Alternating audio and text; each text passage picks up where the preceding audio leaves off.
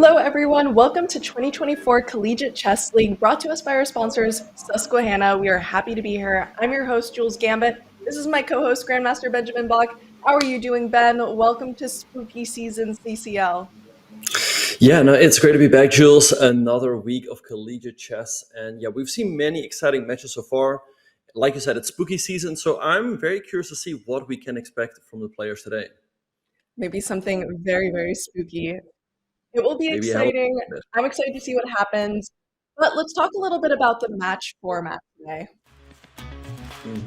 Absolutely, yeah. So it is 4 versus 4 team chess. All boards play each other. The time control is 5+2.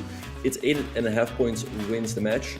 1 point per win, half point for a draw, and tie breaks if score is tied, Jules. Absolutely. So same as every week, but we have a lot of interesting matchups today. We're going to see two teams face off now and two teams face off later. So we're going to talk a little bit about the teams we have this week. Also, here are the standings. As we see, SRM Institute of Science and Technology, which is one of the teams we're going to be seeing today, is doing super well.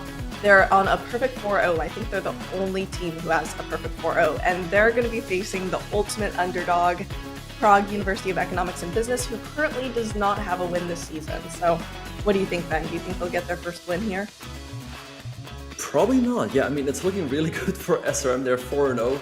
Prague, on the other hand, they're 0-4. So for Prague, it's looking tough. As you all can see, the top 6 are highlighted. Those are the teams that make it into the playoffs. So if Prague wants to have a chance to make it to the top 6, they are gonna have to win a match sooner rather than later.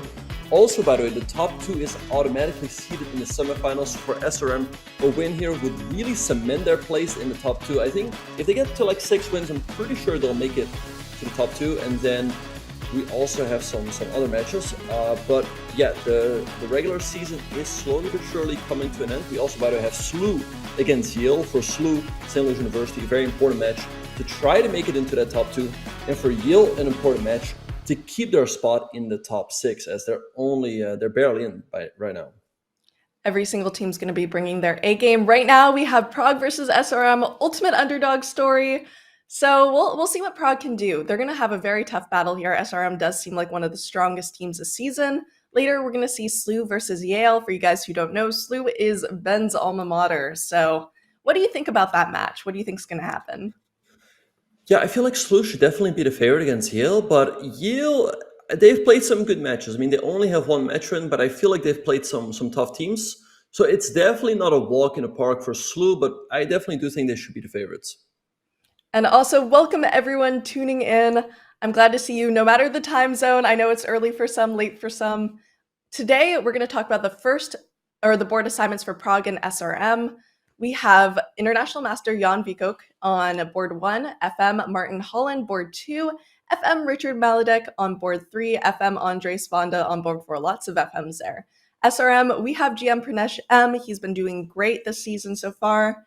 I think he's Artoon on Chess.com, so over 3,000.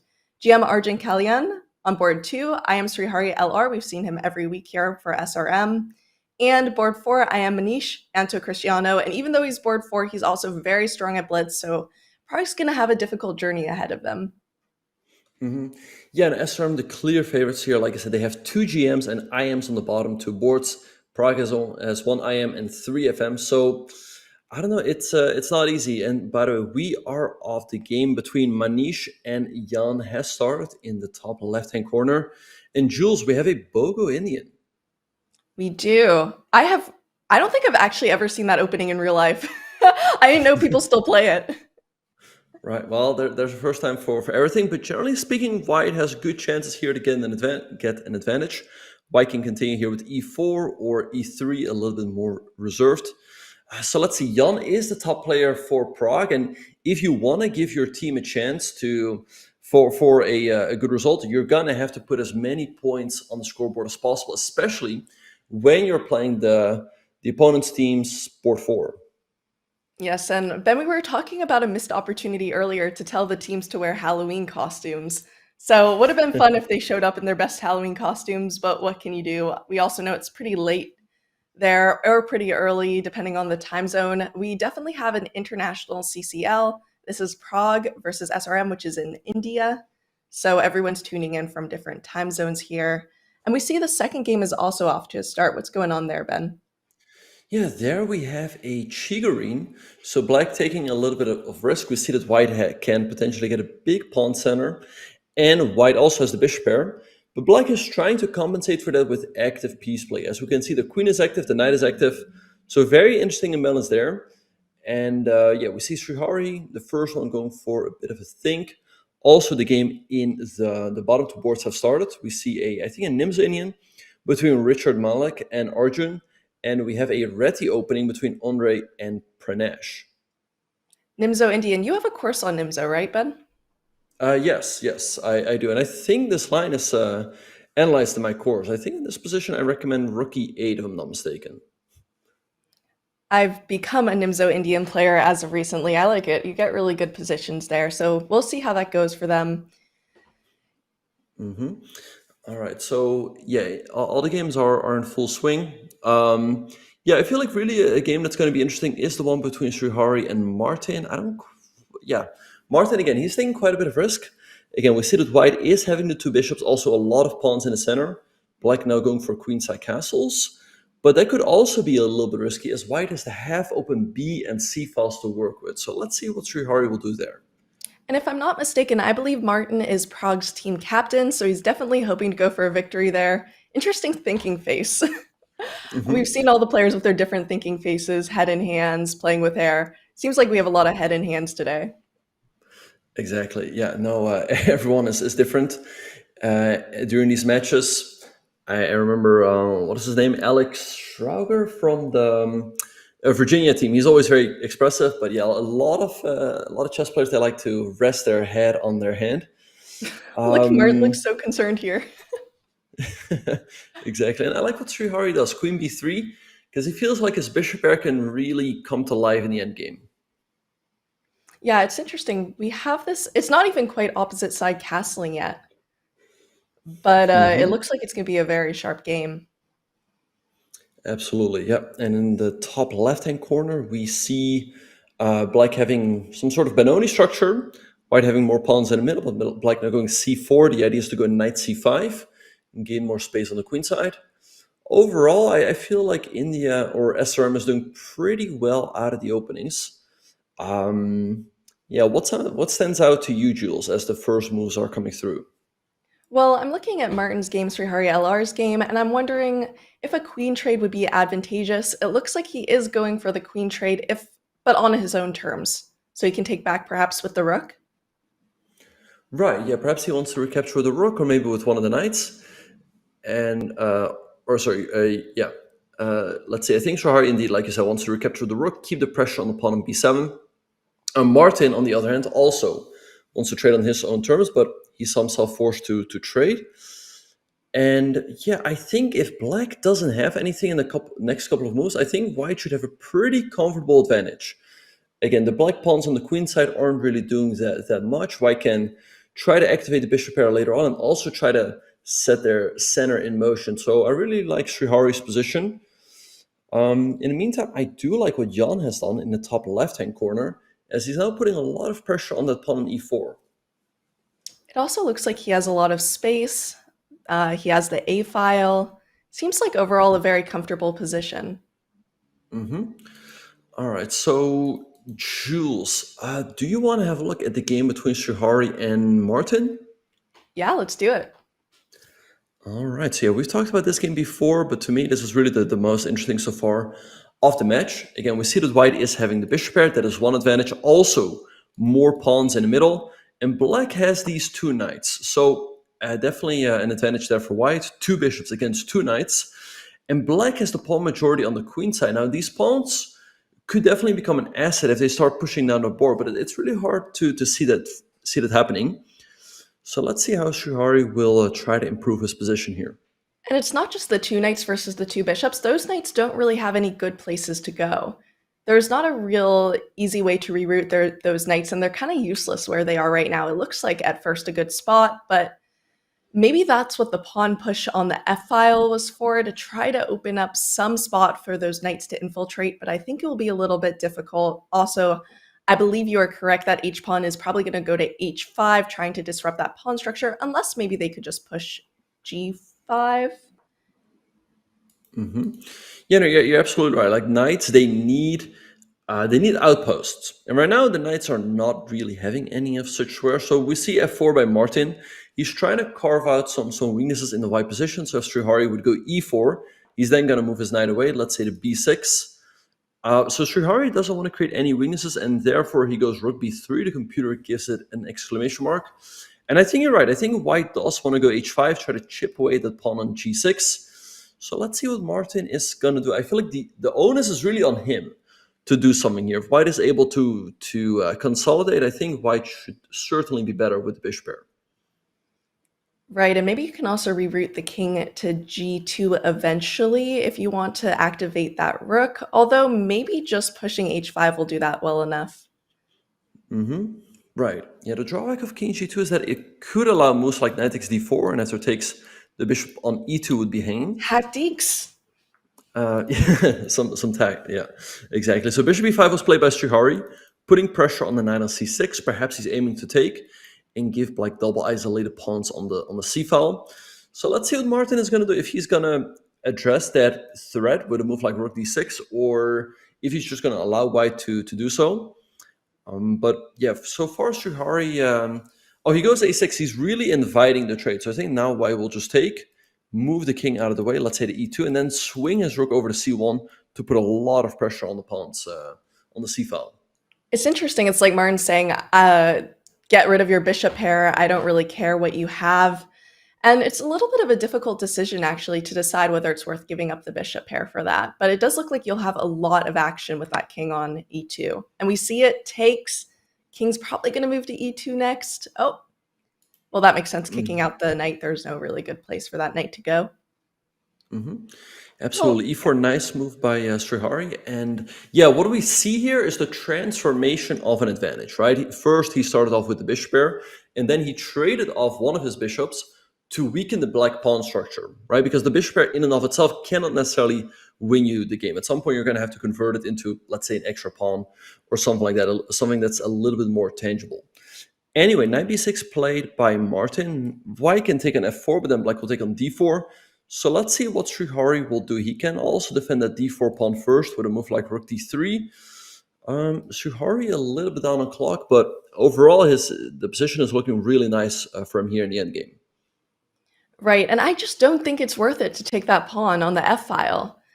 I think that you let those rooks blast through and they're going to be very, very happy, and probably that's why we see defending bishop c3.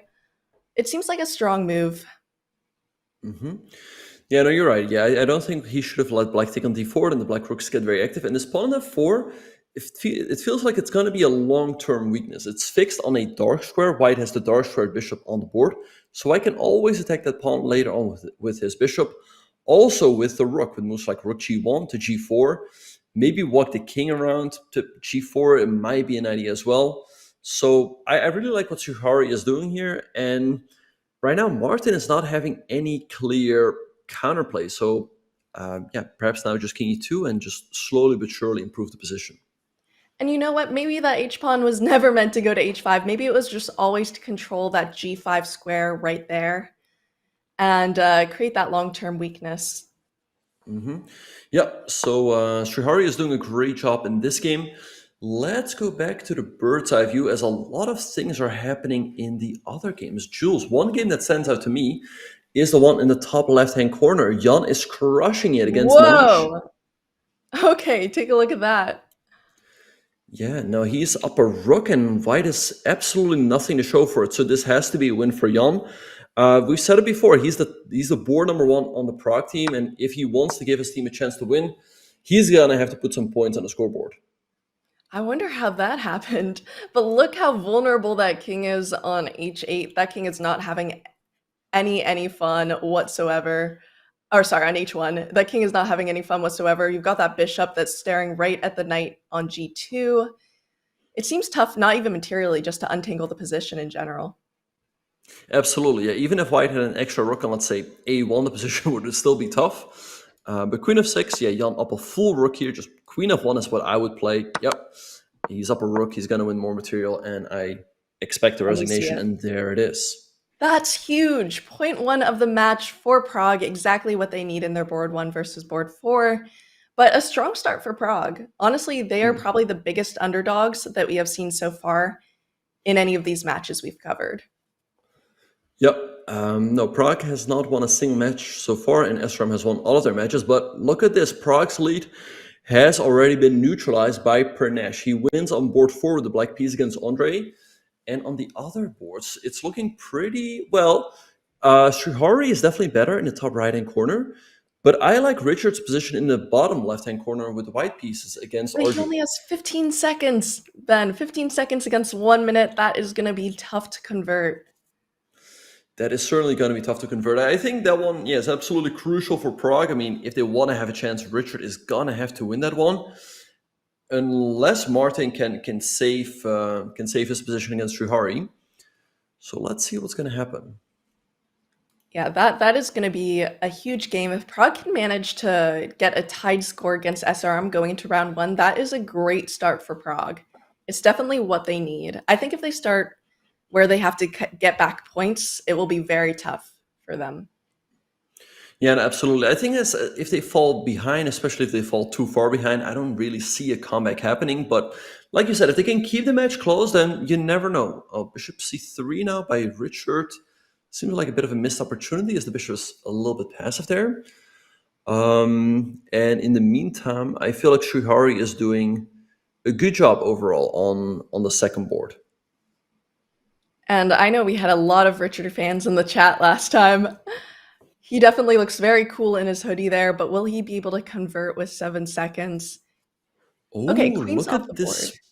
Go Look ahead. at this move e4. The idea was that in case black would take, white had d5, and now he's setting his kingside majority in motion. e5, f4, f5. This is looking really nice, right? Bishop b4. I really like what he's doing. f5. Yeah, he's playing very well. And now the time is almost even, which is crucial. That is great that he no longer has to deal with a time disadvantage, but they're both going to have to be playing very accurately. He seems a little hesitant to push f5 through. And yeah, now we see black going f6. I think still just f5. Set the pawn majority in motion. That's what it's for. Just push the pawns. No. Just push the pawns. Okay, takes to the rook. d5 is weak. In the meantime, Srihari is winning. So Richard is going to have to win if he wants to keep the score even. Rook e5 back. White should be winning here with the x. No. Now he's allowing the black rook in. Can we talk about that background of Arjun's there? Literally in front of the universe. He's having, he's having a lot of space. He's having a lot of space. King, okay. White should be winning though, still. 12 seconds on his clock. He has to make a split-second decision. All right, c3, putting the pawn in motion. Rook c8, nice move, attacking the bishop. Okay, now you can take on c, or check. Just take on c3, maybe. Yeah. And it would not be beneficial for black to trade rooks here, so moves back. When you're down material, you generally don't. No, rook 95. Oh wait, king. Oh, sorry, king f3. King. I thought he I don't even know if he saw that in advance. That might have just been a lucky shot. Actually, it might have been the right move because king d6 run into 98. My bad. Okay, king takes c3. He's having a 2-pawn advantage. Trade. And the bishop pair. This has to be a win for white. King back. But those knights are so tricky when you're down on time. You can't be too careful there. Exactly. Yeah, black fighting on. The knight is annoying, like you said. Maybe bishop d7 or check looks good. Maybe attack b5, g5. Yeah. All right, king's gonna be forced to move back. g6. g6 looks great. Okay, he's hanging a3. Should be a win for white, but it's not over yet. In the meantime, by the way, Srihari has won his game, so we have a 2 versus 1 lead for SRM. Let's see if Prague can tie it up here. Ibshi, thank you so much for subbing. Yeah, this is gonna be very, very important for Prague. Richard needs to win this to tie up the score. Okay, 97. Okay, king f6 or g5. King g5 now. He's slowly but surely making progress. But for the moment, black is having a bit of a blockade, so it's not over yet. Maybe bishop f5 here. Okay. Aha, he wants to go king h6 and bishop h7. I like that plan as well. All right, moving the bishop out of the way. And that knight looks a little bit useless on b4, but you still have to be super careful. King h6, yeah, bishop h7 is a big threat now. All right, so check. And not over yet, because I can still go here. Knight g8. But I think you can trade. I think you can trade off your bishop, and this endgame should be winning. You have to take, otherwise you hang the pawn. You have to take.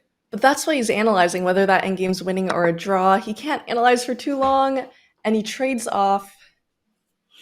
I think he has good. this one. Yeah, I think he has this one in the bag, even though we do have opposite color bishops on the board. Bishop e5 now, I would say, or there.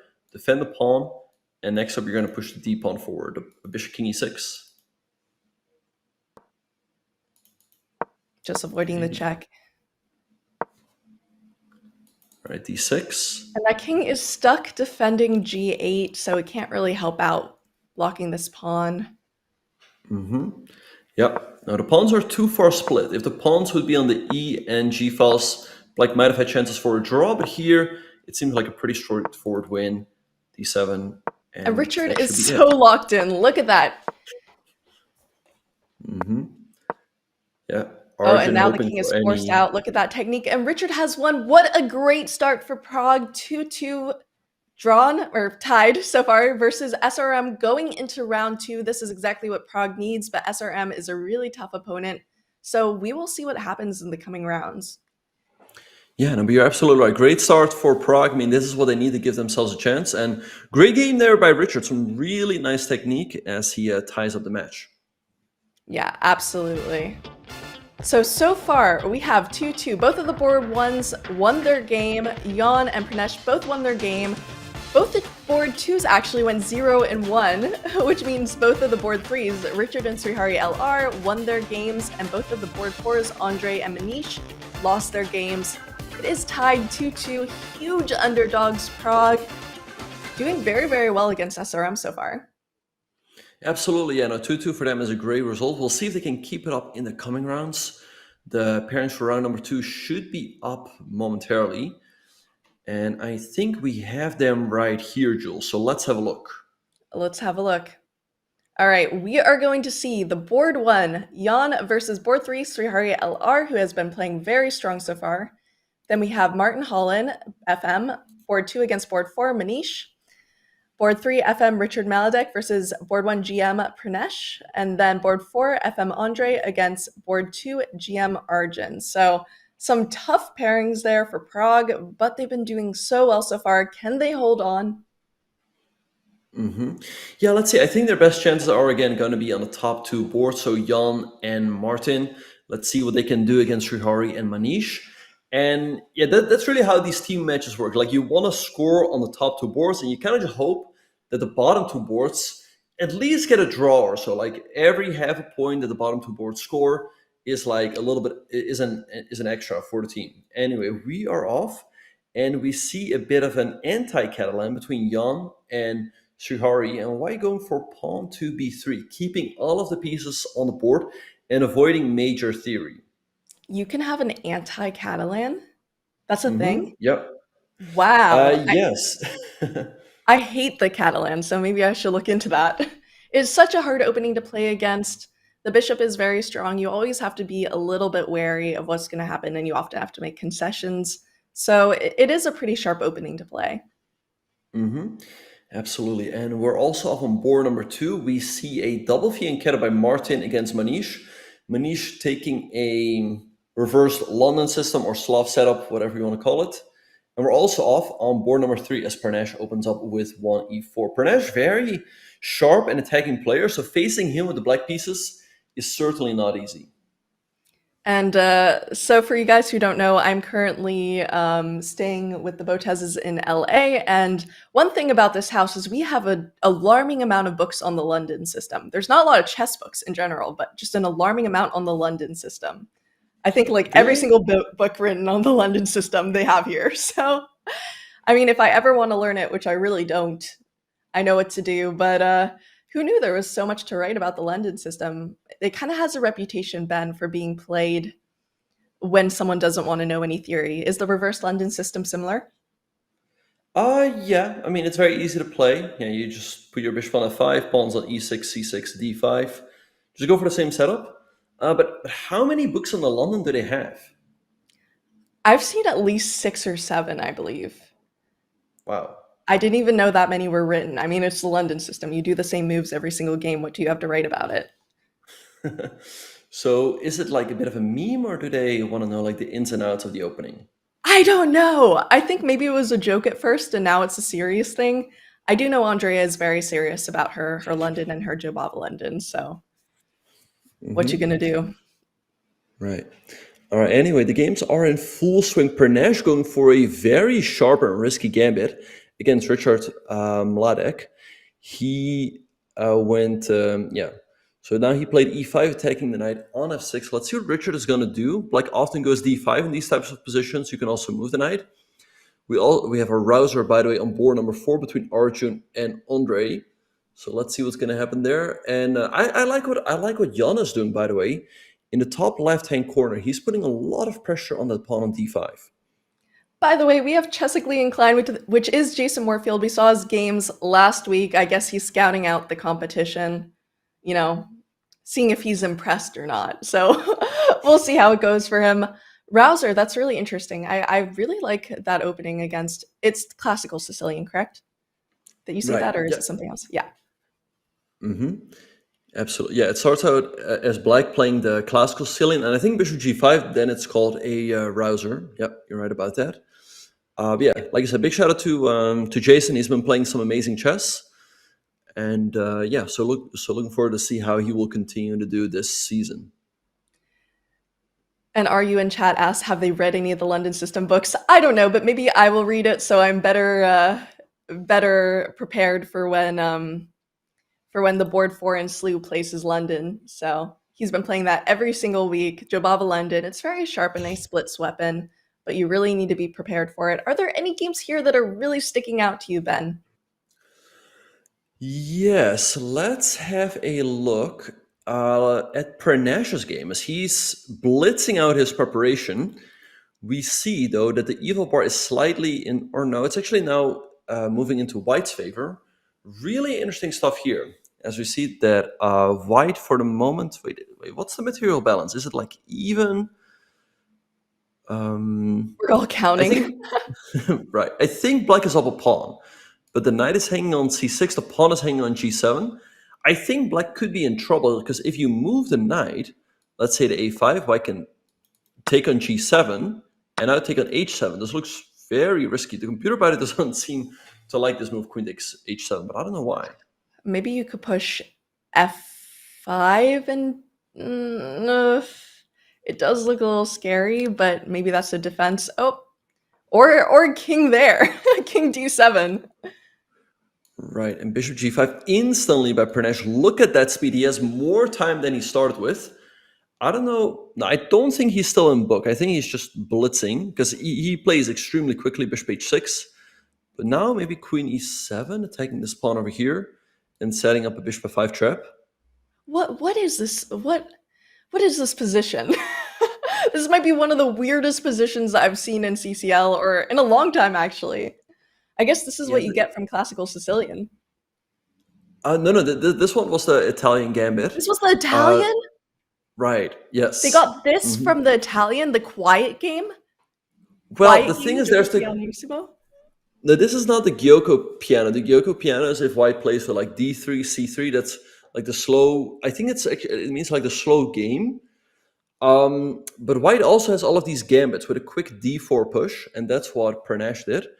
But I really Wow. like this move, queen e8 by Richard, because he's threatening bishop f5, right? Checking the king, attacking the queen. That would be game over on the spot.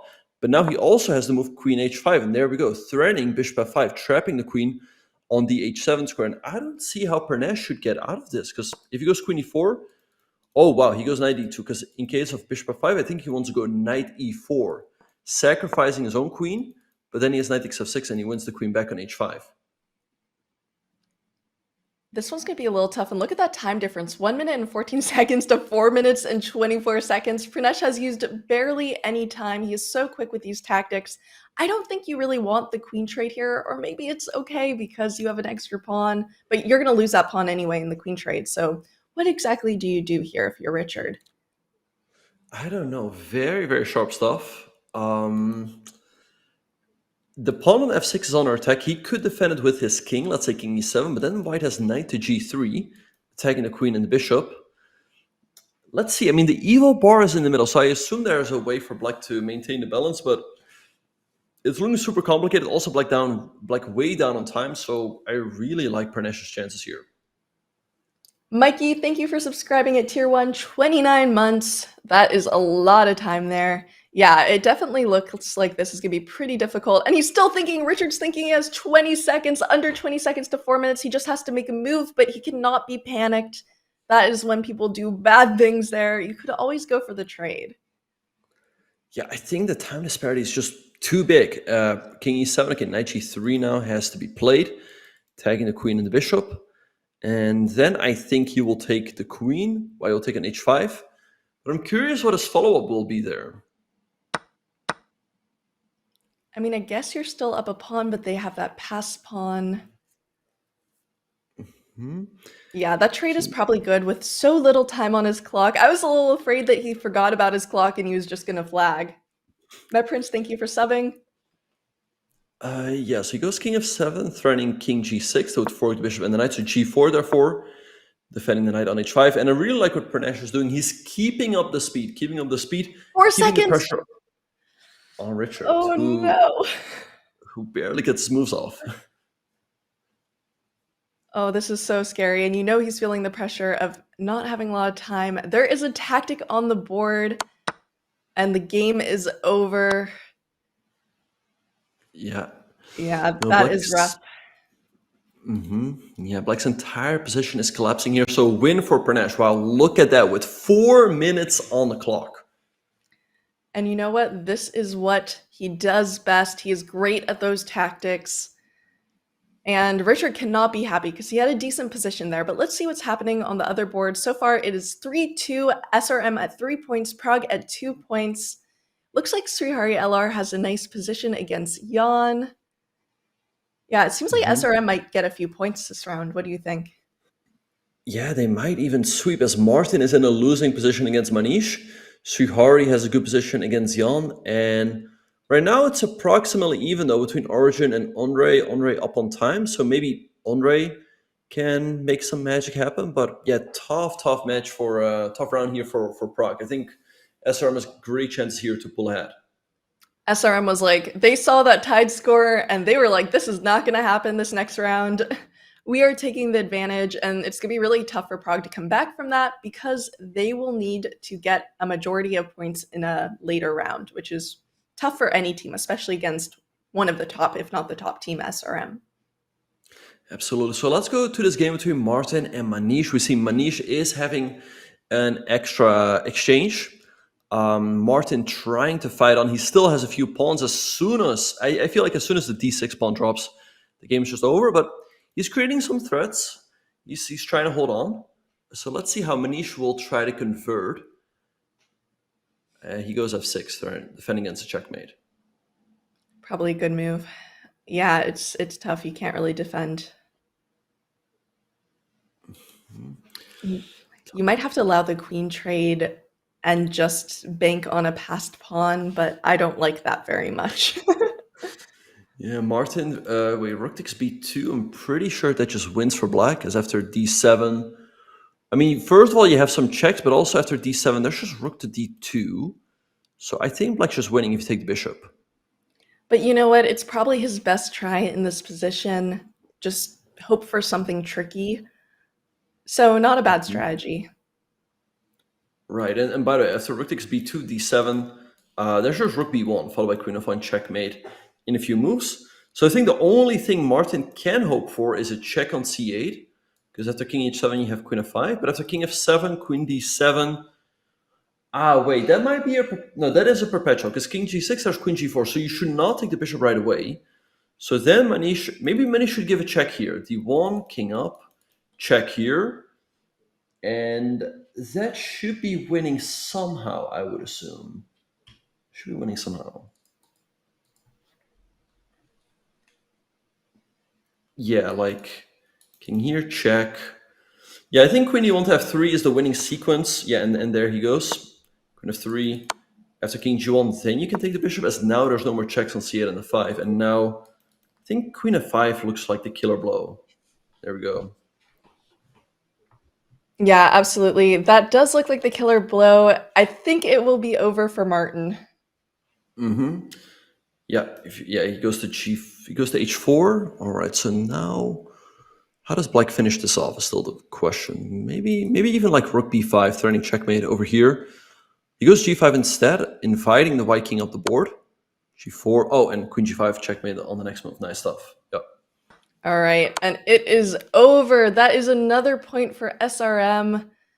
So far they are 2-0 in this round. It looks like they're going to gain a third point as well, perhaps, but there is a time pressure going on right here. Maybe you want to switch to bird's eye view. Yeah, let's have a look. So let's see if Jan can get a point against Srihari, but it's looking tough. He's down 2 pawns. Black has 3 connected passers on the king side, so that is looking lost. And also on board number 4, maybe Andre can get a point or half a point, but I think he's worse against Arjun. So there's a good chance SRM might just sweep this round.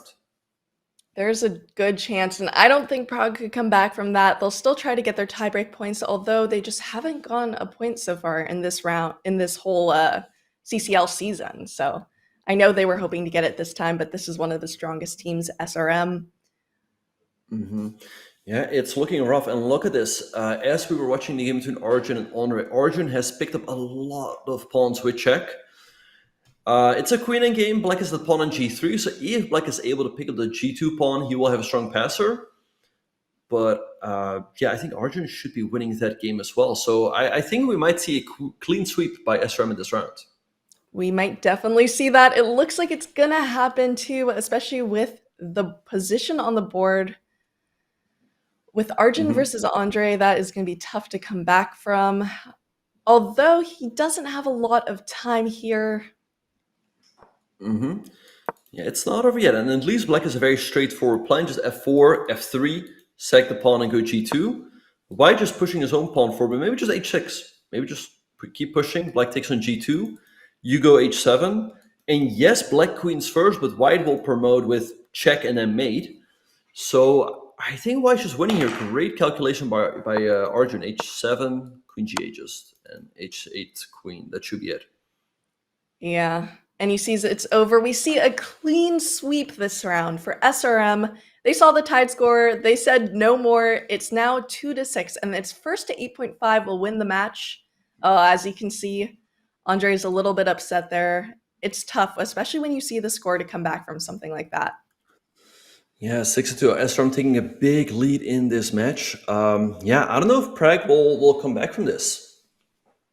They could try, but it would take a miracle. It is spooky season. Anything can happen. As we see here, this was a clean sweep for SRM with GM Pranesh getting the point, GM Arjun getting the point, I am Srihari LR again getting the point, and lastly, I am Manish Auto Cristiano getting the point. So now it is 2-6. Yeah, big lead here for SRM. I don't really see Prague coming back. Yeah, it's looking really tough for them. It's looking very tough for them, but you know, SRM has been doing amazingly so far this season. Also, just in general, they have been doing great in all the competitions they've been a part of. Is there an interesting game you want to show us, Ben? Absolutely, yeah. The game that really stood out to me was the game between Pranesh and Richard, because look at this. Pranesh opened up with e4, and we saw e5 by Richard. So Richard wanted to play solid chess, but Pranesh had other intentions. Here, he went for d4. All of this is a standard theory, but he goes b4, a bit of a sideline, and it gets very sharp very early on. e5, d5 takes, queen e2 check, bishop b6, b5. I think all of this is theory. d3 as well, queen e4. But here, black had to find a crazy move, knight to b4, the only move to maintain the balance. But he played knight a5, a natural looking move, but this hung the pawn on g7. White took on h7, perhaps not the right move. f6 had to be played here to defend the rook. but instead black went king g7, king d7, bishop g5, and Pranesh just playing super quickly, super aggressive chess. Really like what he's doing here. f6, perhaps bishop h6 was not the best move, trapping his own queen on h7 a little bit. Queen e8, which was a nice move by black, and queen h5. And here I thought white was in trouble, as black is threatening bishop f5, trapping the white queen. But Pranesh, resourceful as always, found knight bd2. Bishop f5 trapping the queen, because now he was banking on knight e4. If you take the queen on h7, you have knight takes f6, checking the king and winning the queen on h5 back. Black played king e7, knight g3, forking the queen and the bishop. So we went into this endgame, which might still have offered black some chances to hold, but the main problem here was the time for black. White had 4 minutes and 15 seconds, black only 10, and that really was a big factor. King f7, threatening king g6, forking the bishop and the knight. White played g4, defending the knight on h5. Rook e8, rook e1, c6, g5, nice move by Pranesh, trying to make inroads on the king side, and bishop g6 was the losing mistake, as this allowed knight takes f6, and the entire king side is collapsing. And so after this check, Richard resigned. A crushing victory for Pranesh, who continues to impress in the Collegiate Chess League. Those were some insane tactics, Ben. What a great game. Thank you for showing. But you know what? Prague still has a chance to come back for round 3. We'll see what happens. It's not too late to secure the perfect Halloween costume. For those watching from the United States, we're hooking you up with a 20% off your chess piece costume this weekend only. Use !merch in chat or visit chess.com/shop to get the party started. We will be back with more CCL action right after this. Do you think I'm funny? Yeah. Yeah. Why not? Deception there. That's bull. No way. I think maybe I got nervous looking at you. Okay. I think you're funny. Do you think I'm the best chess commentator at Chess.com? No. No? I think it's Robert Hess. I don't see any deception there. Yeah. That doesn't mean you're not the second best. But I always say it's Robert Hess. I love the honesty. We have a great, honest conversation. Even Naroditsky. But yeah. Do you think you're the most influential chess creator in the world? Well, that's an easy yes. The better question is, am I the most influential figure in chess ever? And I don't think so. I mean, I think it's probably Magnus, or if you just look at numbers, maybe Anand. When he said about himself, there's quite a reaction there. Oh, maybe I do, deep down. Meaning it says I'm lying and I actually do think I'm the most influential? Maybe. Cool. Therapy can unlock that. Yeah. Have you ever used a slang or a trendy phrase you didn't really understand just to make your content sound cooler? No, what, Riz? I don't think so, no. I mean, if I did, then I really need to unpack lies to myself in therapy. There's no deception. Okay. Think. The answer to me would have been yes, I have. I haven't. Well, you're a dad also. I'm a dad. I gotta it's stay hard. hip. I got a few more years and then I'm cooked. Yep. There you go, slang right there, cooked. Have you ever used your chess skills to flirt with anyone?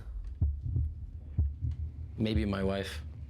I don't know. I've not to my memory, but this thing is about to tell me I did. So He did, didn't he? He did. Come on. Oh, yeah. I love it. Okay. I used to hide that I was a chess player. So who knows? Yeah, I'm gonna just say it was.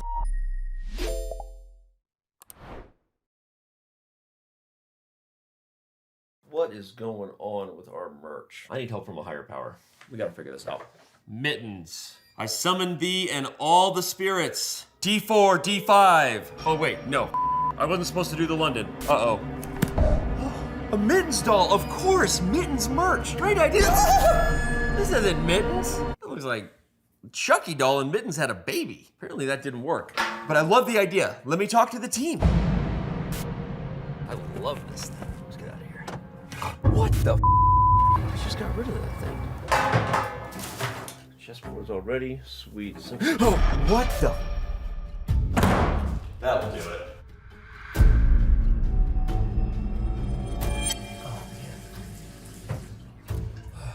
Oh my god! We gotta get rid of this thing. E4, E5, knight F3, knight C6, bishop to B5, and go! Ah!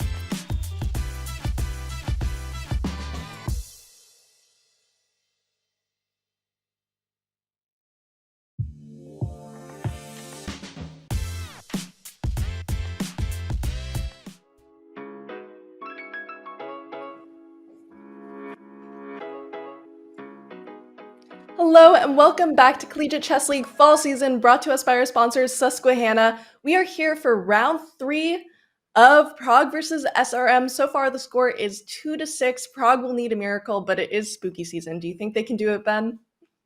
No, I don't see it happening. Yeah, this SRM team is just really strong. They're winning every match. A 4-point lead is a lot, so I don't see it happening, but you never know.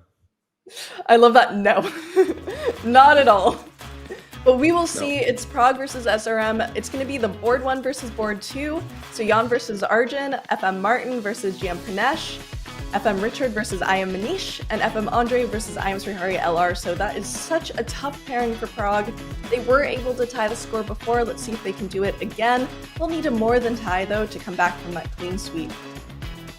Exactly, yeah, they tied the very first round, but in round number 2, they got swept 4-0.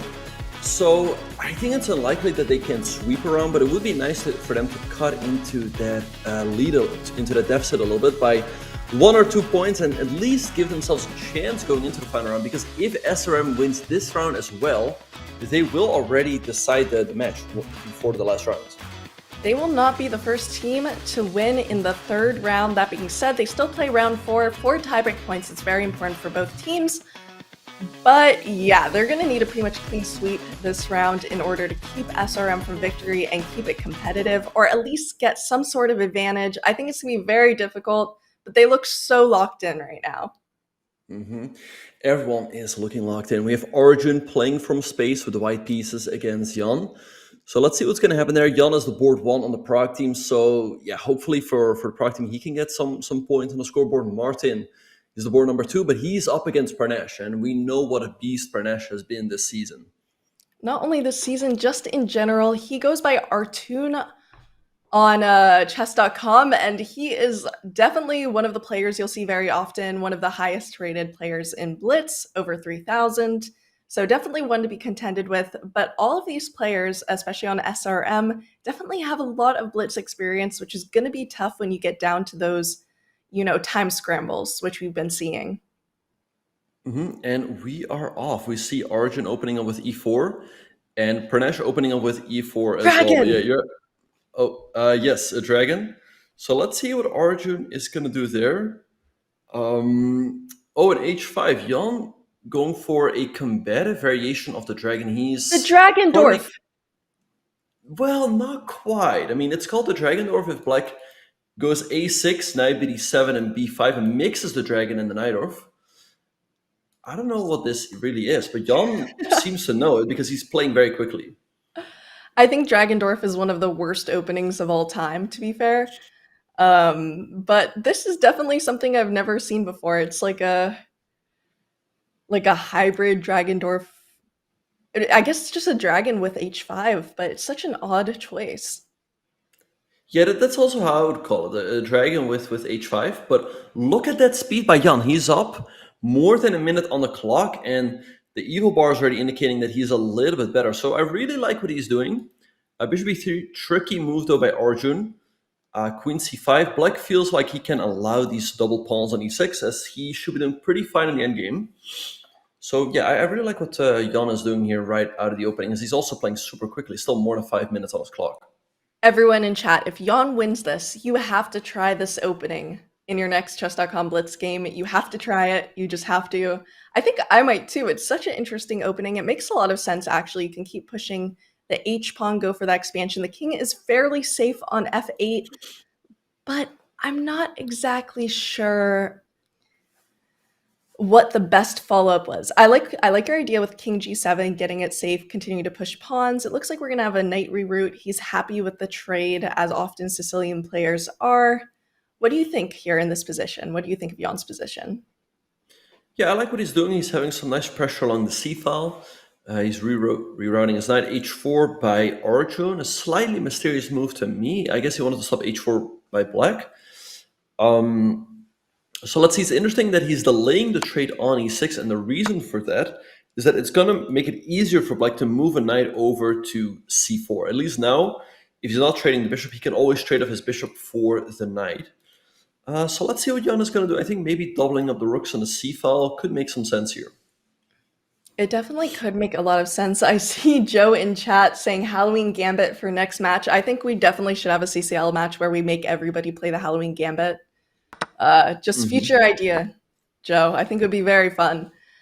But here, yeah, it does look like the kind of endgame that Sicilian players really enjoy. Yeah, so here, okay, we see b5 by Jan gaining space on the queen side. Perhaps he can also consider knight e5 with the threat of knight c4. He goes pawn e5 instead.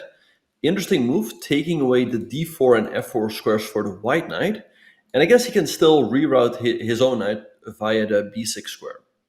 Yeah, this is a really nice move. It does kind of allow for, I guess, not even an outpost on d5. Usually when you make that kind of push, you allow for an outpost for your opponent, but you can always push e6. It is kind of the one of the first uses for double pawns I've really seen, although you will have to protect it with that rook on d2. Yeah, no, absolutely. Like, double pawns are not bad by definition because they can also often control a lot of squares. As we see here, the e5 pawn is controlling the d4 and f4 squares. And like you said, if black ever pushes that e7 pawn up to e6, he will also control the d5 square. a3 in the meantime by Arjun, maybe knight a4 here, attacking the rook and the pawn on b2. Let's see what Jan is going to do. I think if he wants to give his team a chance, he's going to have to win this game. Absolutely. And he can't rely on the rest of his team to clean sweep as well, because it's just such a tough team they're playing against, SRM. So we'll see what they can do. Do we want to take a look at bird's eye view to see what's happening in the games? Absolutely, yeah. Let's have a look as all of the games are in full swing. And Jules, look at this in the bottom right-hand corner. I think Andre is just lost against Shrikari. Look at that king on g2. That's not looking good. And we see it. Wow, that is one of the quickest wins. 0-1, another point for SRM, who has 7 points now. They only need 1.5 points to take home the match. Andre does not look very happy with that one. No, that looked like a rough loss. Yeah, he was down a pawn, the king on g2 wide open. In the bottom left-hand corner, Richard is a tiny bit better against Manish, but will it be enough to win the game? Who knows? And then we have Parnesh, who is a little bit better against Martin. We'll see how that game is going to progress, but yeah, it's looking tough for Prague. It is looking tough for Prague. I mean, maybe if they are able to get 3 points, it would put them back in the game, but that means they would have to win every single game on the board right now. Absolutely, yeah. So let's see what's going to happen. I like what Richard is doing. He's having the open c file, so slight advantage for him there. Jan also still pushing in the endgame, but Martin is probably a little bit worse against Pernesh. So if Pernesh wins his game, that's going to go, then SRM will be really close to match victory. One thing that Prague is doing very well is they're managing their time pretty well. Things we've seen against people who play against SRM is SRM usually has a very big time advantage. And here it has not been that obvious that there's a lot of time advantage in Prague versus SRM. So that is something that Prague is holding on to. They're going to have to keep that up, though. Absolutely. Yeah. No, but one player that always is up on time is Pernesh. He plays super quickly, putting a lot of pressure here on the pawn on c5. So I guess rook d5 now by Martin is going to be played. And then I'm curious to see what Pernesh is going to do. He could put more pressure with rook c1, but then Black has knight f4, which could make things a little bit tricky, trying to jump into that e2 square. Absolutely. So let's see if Martin can hold on. By the way, Nicola, thank you so much for subbing at tier 3. Nice to see you again. Thank you for the 1,000 bits. You rock. Awesome to see you. Yeah, let's talk a little bit about SRM. They're from Chennai, India. They have 52,000 students. That is so many students. By the way, my college had 5,000 students, so a little bit of comparison there. And they were the 2024, I think that's Indian Chess Championship champions. Or,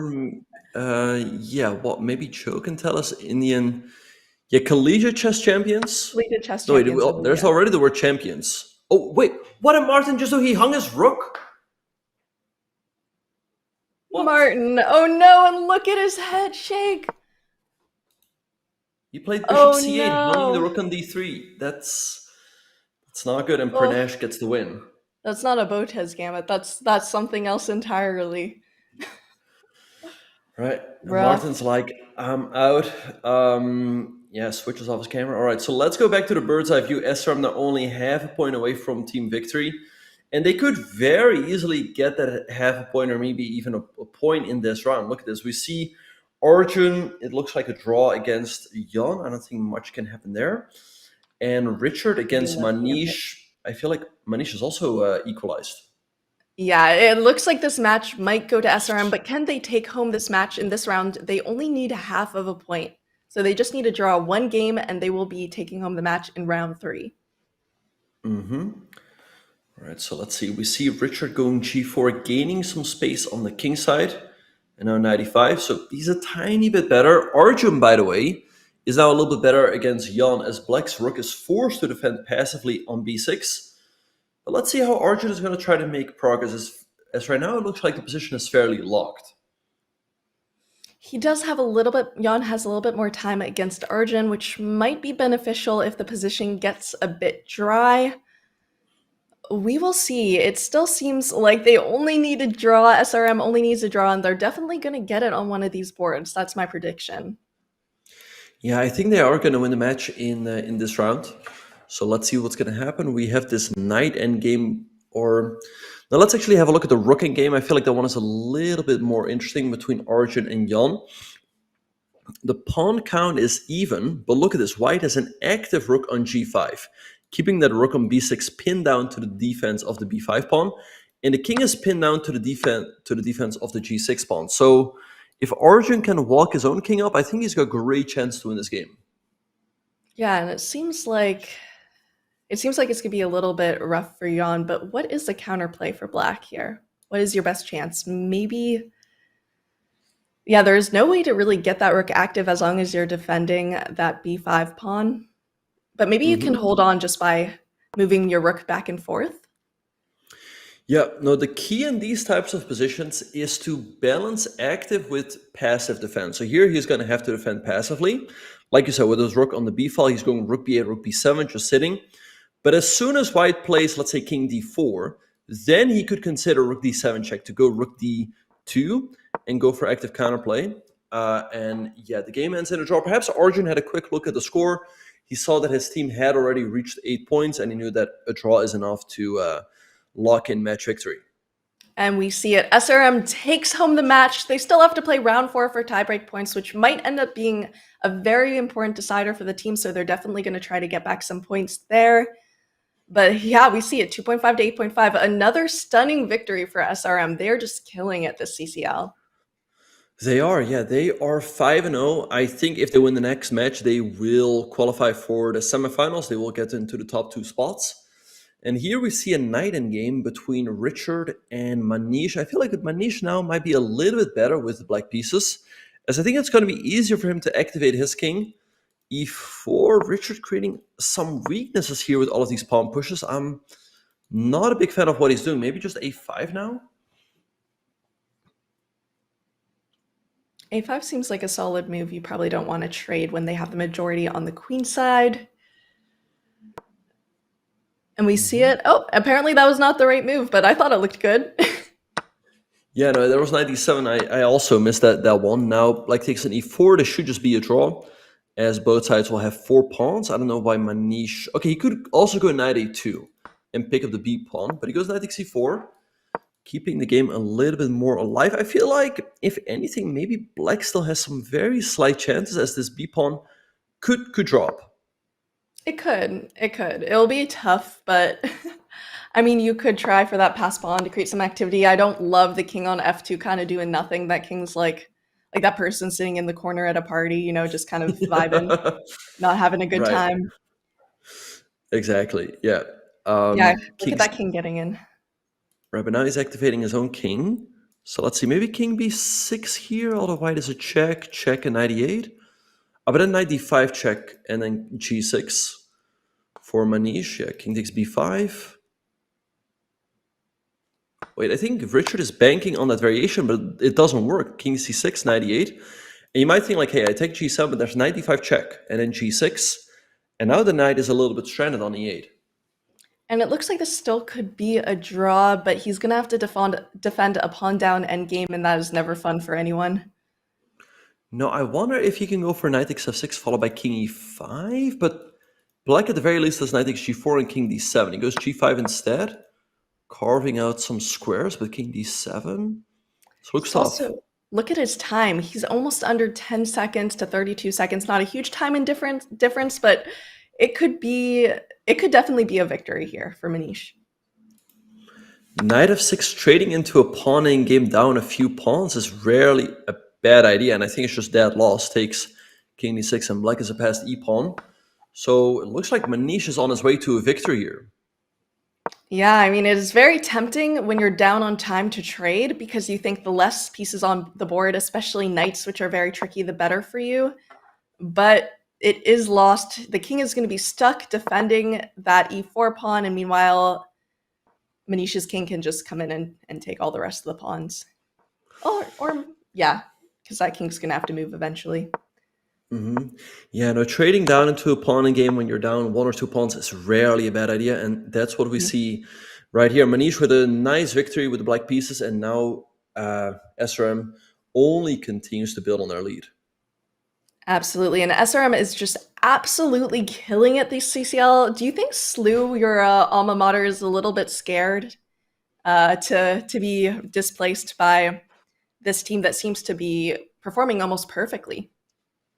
I don't think they're scared, but SRM is looking strong. I think, though, if SLU is in top form, they could beat this team. It's not like SRM is the heavy favorite. They also still have to play Mizzou. I'm very, very curious to see what's going to happen in that one, but they're definitely one of the top contenders, that's for sure. Yeah, SRM is the team to beat this season. It will be an interesting matchup. I am looking forward to it. And so far, the match score is 2.5 to 9.5. SRM has taken home the victory. They're still going to play round 4 to get those tiebreak points, which again could be important for both teams. But we'll see if SRM can do another clean sweep for round 4. Absolutely. As you pointed out, every board point matters if the teams end on the same match points.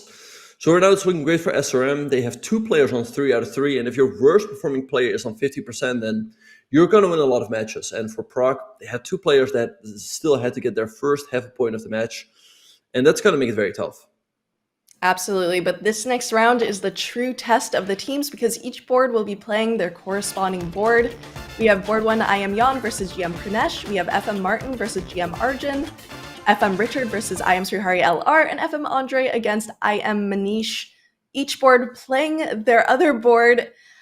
I don't know, I think SRM still has a good chance to get some extra tiebreak points here. Absolutely, yeah. I mean, they could very well sweep this round as well. They're outrating Prague on every board.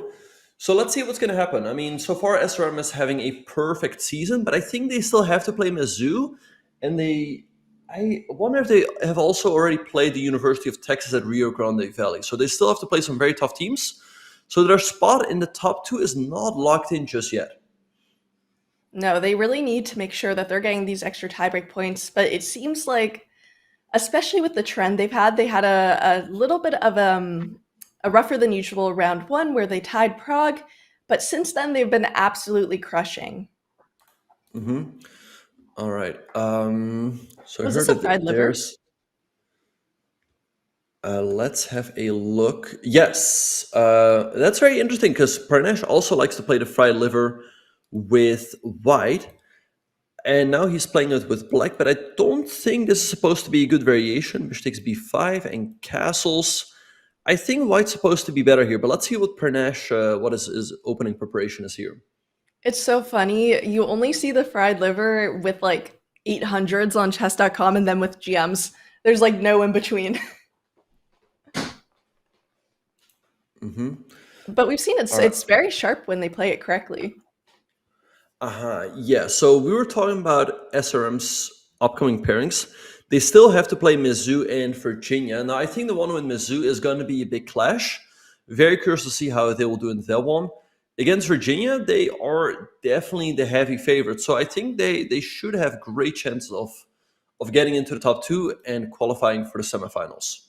And I just want to shout out FM Michigan Eagles' comment there.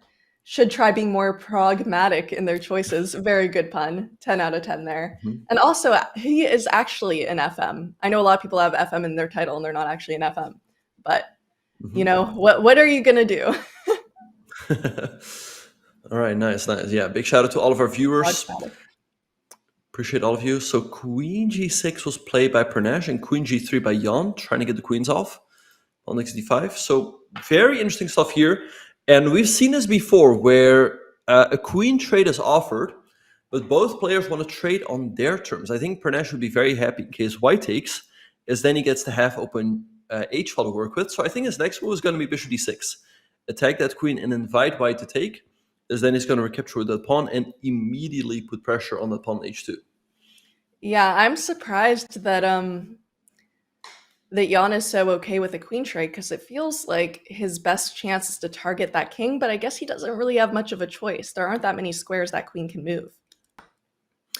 Yeah, and so he goes for the queen trade. I think, yeah, you'd like to attack that king in the middle, but it's not that easy. I expect bishop d6 now by Pranesh, h3. And I'm curious to see how he's going to follow up there, but black should definitely have the advantage here due to all of his active pieces. Absolutely. Do you want to take a look at bird's eye view and see what we have on the other boards? Absolutely. Let's have a look. All right, Jules. So we see on board number 2 a bit of a semi-Slav. I think overall Arjun is doing pretty fine against Martin. On board number 2, we have an interesting Reti opening between Srihari and Richard. And on board number 4, we have the English opening between Manesh and Andre. Jules, which game really stands out to you? There are some interesting games. I'm trying to think which one would be the most interesting. Maybe the Srihari LR game would be interesting to look at. Also want to point out, board 2, it is captain versus captain. Both captains are on board 2.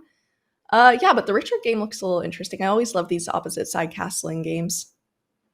Yeah, no, absolutely. All right, so I think Arjun also getting a nice advantage against Martin, as there's not really a comfortable way to recapture on d5. If you take with the pawn, you invite e4 from black. Taking with the bishop will give black the bishop pair. And I also like what Srihari is doing against Richard. I feel like Richard is taking a little bit too much risk there on board number 3. Yeah, I mean, I get it. I get it. They're not fighting for the match yet, but also when you've had a couple rough games, you really want to be aggressive. You don't want to go into a slow endgame. It's definitely a conundrum a lot of players face. Yep, no, you're definitely right about that. Like it could definitely be a bit of tilt, for the lack of a better word. You've lost a few games, then you're like, oh well, I'll just play. Oh, by the way, knight takes e5 here for Srihari against Richard is a very nice shot, because after knight takes, queen takes, and we have it on the board. The rook on h6 will be hanging. Jules, look at that. Oh, look at those tactics. I think you were prophetic when you said you didn't like the position very much for Richard there. Yeah, and I think he just created a bit too many weaknesses in his position. And knight takes c5, great shot there by Srihari. Again, if black takes the knight, white will recapture.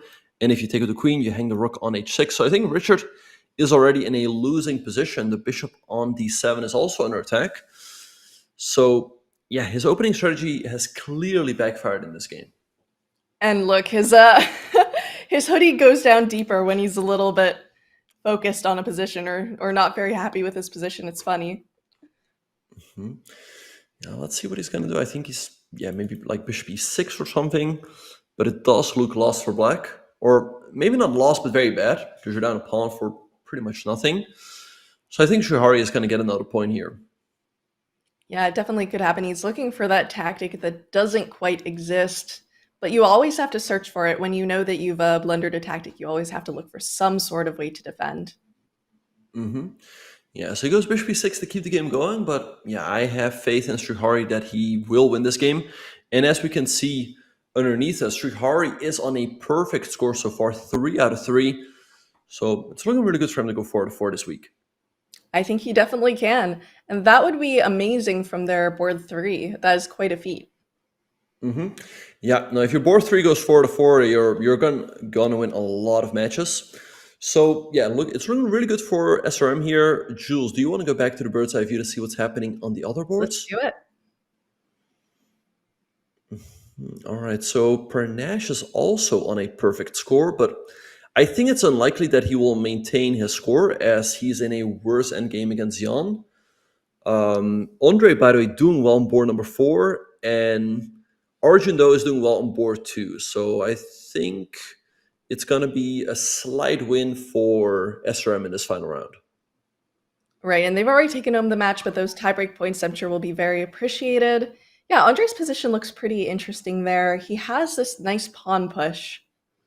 Yeah, I really like what he's doing. He's just pushing forward on the king side, just going forward a bit, quite similar to what Richard was doing, just pushing forward. But this looks a little bit more controlled. By the way, I think Srihari. I think Srihari, I was just about to point out, has another tactic with knight takes f7. His knights are really just jumping all over the board, picking up a lot of pawns. And I think Richard, we definitely see a bit of a reaction there. SRM does their puzzle rush. I wonder if they have like team meetings where they just go out, do all their puzzles, all their tactics, because they've been absolutely killing it with tactics in CCL so far. Absolutely, yeah. They spot every single tactic. They take advantage of all of their opportunities. In the meantime, by the way, I think Parnash's game is probably going to end in a draw, as we have an opposite color bishop endgame. Although, you know, the d-pawn could get pretty dangerous. Opposite color bishop endgames. Fascinating. Love when they happen. But, you know, anything can happen, especially with this time difference. 3 minutes and 45 seconds versus 40 seconds. That is quite the difference. Up 3 minutes on the clock in a 5-minute game. Yeah, no, that is Parnash. That is Parnash. And yeah, perhaps now he can just move the bishop maybe to f1. I think he still has great chances to win this endgame. Yeah, he definitely has great chances. I'm wondering, in the Andre game, would it be beneficial for black to trade off the late square bishop to get rid of defenses, or do you think it's too soon? I think it might be a little bit too soon, as then the white king will get a nice square on g2 to sit on. But the move queen e6 he played looks very nice, putting pressure on g3 while maintaining all of the tension. In the meantime, by the way, Srihari has picked up the entire king side against Srihari. So it's looking really good for him to win. And Parnash, by the way, is just going to win the next couple of moves as d2, d1 is coming. And there we have the win. There you go. Opposite color bishops aren't always draws. As we see, Parnash takes home the win. It could be a clean sweep for SRM. Well, I think Arjun has blundered against Martin. And look at Martin. He is locked in. I think black has just lost. But Martin still has to finish it off. Let's see how he will do so. I'm wondering what the correct move is. It does look like the king side is very vulnerable. You do have that discovered check. Yeah, let's see. Martin is 0 out of 3, so it would be great for him to finish the match with a victory. Goes Right, d6 just check, looking at king the h piece. shade.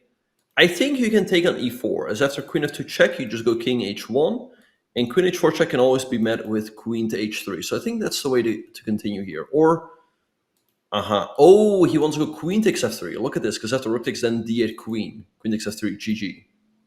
All right, and that seems to be over. That is a good victory. It's team captain versus team captain, and it looks like Prague won the team captain battle, even if they lost the war. What are you gonna do? Yeah, nice stuff by Martin. And look at this. I mean, it didn't matter for the match, but it's really nice to finish the game with a match victory. You don't want to finish on 0 points, because then you feel like, well, I might as well just not shown up today. But great stuff for him to finish on a high note. And In the yeah, team let's captain go. battle too. Exactly. Yep. All right. So going back to bird's eye view, Jules. I think Srihari is going to win on board number 3. He's up a lot of pawns. But on board number 4, Andre can also finish on a high note. I think Andre is also 0 out of 3, so it would be great for him as well. Yeah, and you know what? Getting a tie in points for 2 rounds is pretty impressive for Prague, who's been struggling a little bit this season, but they've also had really tough opponents. Yeah. So I like what Andre is doing. Very controlled stuff. Bishop e5, just bring the pieces in. But yeah, it's been a rough season for them. It truly has been. Yeah, I think maybe Prague made Joe mad and he just paired them with the toughest people all season. Same with Athens, they've just been getting all the toughest people to play all at once. So, maybe that's why you have to bring Joe treats or something before the CCL pairings. Well, it is Halloween season, so trick or treat, I guess. And a queen h5 by Andre. Really like what he's doing here, threatening checkmate on h2. And I don't see a way for white to defend. I think this game is about to be over. And Andre is locked in. He is ready. He's had a couple close calls so far, so he'll be happy with this victory. But how do you? Okay, you get the queen, right? Yeah. Anything should. I would go queen h2 here, throwing in the check, then take the queen, and then With follow check. up with bishop g3, and everything is coming in with check. So, but I would throw in that queen h2 check first. And he has the time advantage with 1 minute 40 seconds to 12 seconds. He's going to be able to finish this off, and he's taking his time, which is exactly what he should do. When you know you have a winning position and you're up on time, take your time, think, find it. Yeah, Andre is spending a lot of time here. He takes the queen right away. Again, everything should be winning. But okay, queen h4 check looks pretty good. Maybe he's getting a little bit nervous because he knows he's close to a victory. Speaking of spooky season, I wanted to wear this for the stream, but Joe said no. But look, I'm a cowboy. Isn't it cool? I had to bring it out. Okay, so nice, I nice do have my hat. Halloween costume. Thank you. We're very festive here. Exactly, yeah. Bishop 6 g5. Yeah, this should be over in a couple of moves. Don't see Andre messing this one up. I mean, an extra queen is a lot. Like if there's more pieces, there's always still a chance for like a swindle, but yeah, no chances here. Yeah, this is just going to be GG's very, very soon. He still has to show a little bit of technique, but yeah, we're going to see that mate incoming, hopefully. Right, yeah, maybe. Or queen g4, good enough, picking up the rook. And there we go. So nice victory there for Andre. He was on 0 out of 3. So nice for him as well to finish on a high note.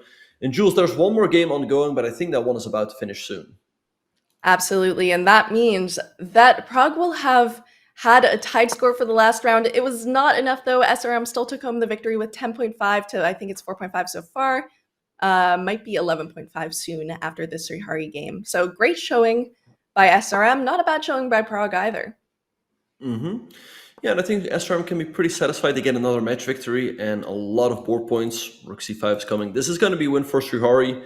He's going to get up a lot of pawns in a rooking game, and Richard loses on time. So great round for Srihari as he goes for a perfect 4 out of 4. What a great board 3 as well. 4 out of 4 is a crazy score for a board 3. SRM has been doing great. Prague, I think, is happy being able to tie up that last round. However, it means that SRM has taken home the match with 10.5 to 4.5, or is it 11.5? I think it's 10.5 to 4.5. GM Pranesh went 4 out of 4, perfect score. GM Arjun went 1.5 out of 4. They're board 3, I am Sriharya LR, MVP, 3 out of 3. And then we have 4 out of 4, and then I am Manish went 2 out of 4. Then we have Jan, who went 1.5 out of 4, FM Martin 1 out of 4, FM Richard 1 out of 4, FM Andre 1 out of 4. So everyone managed to score a point this match.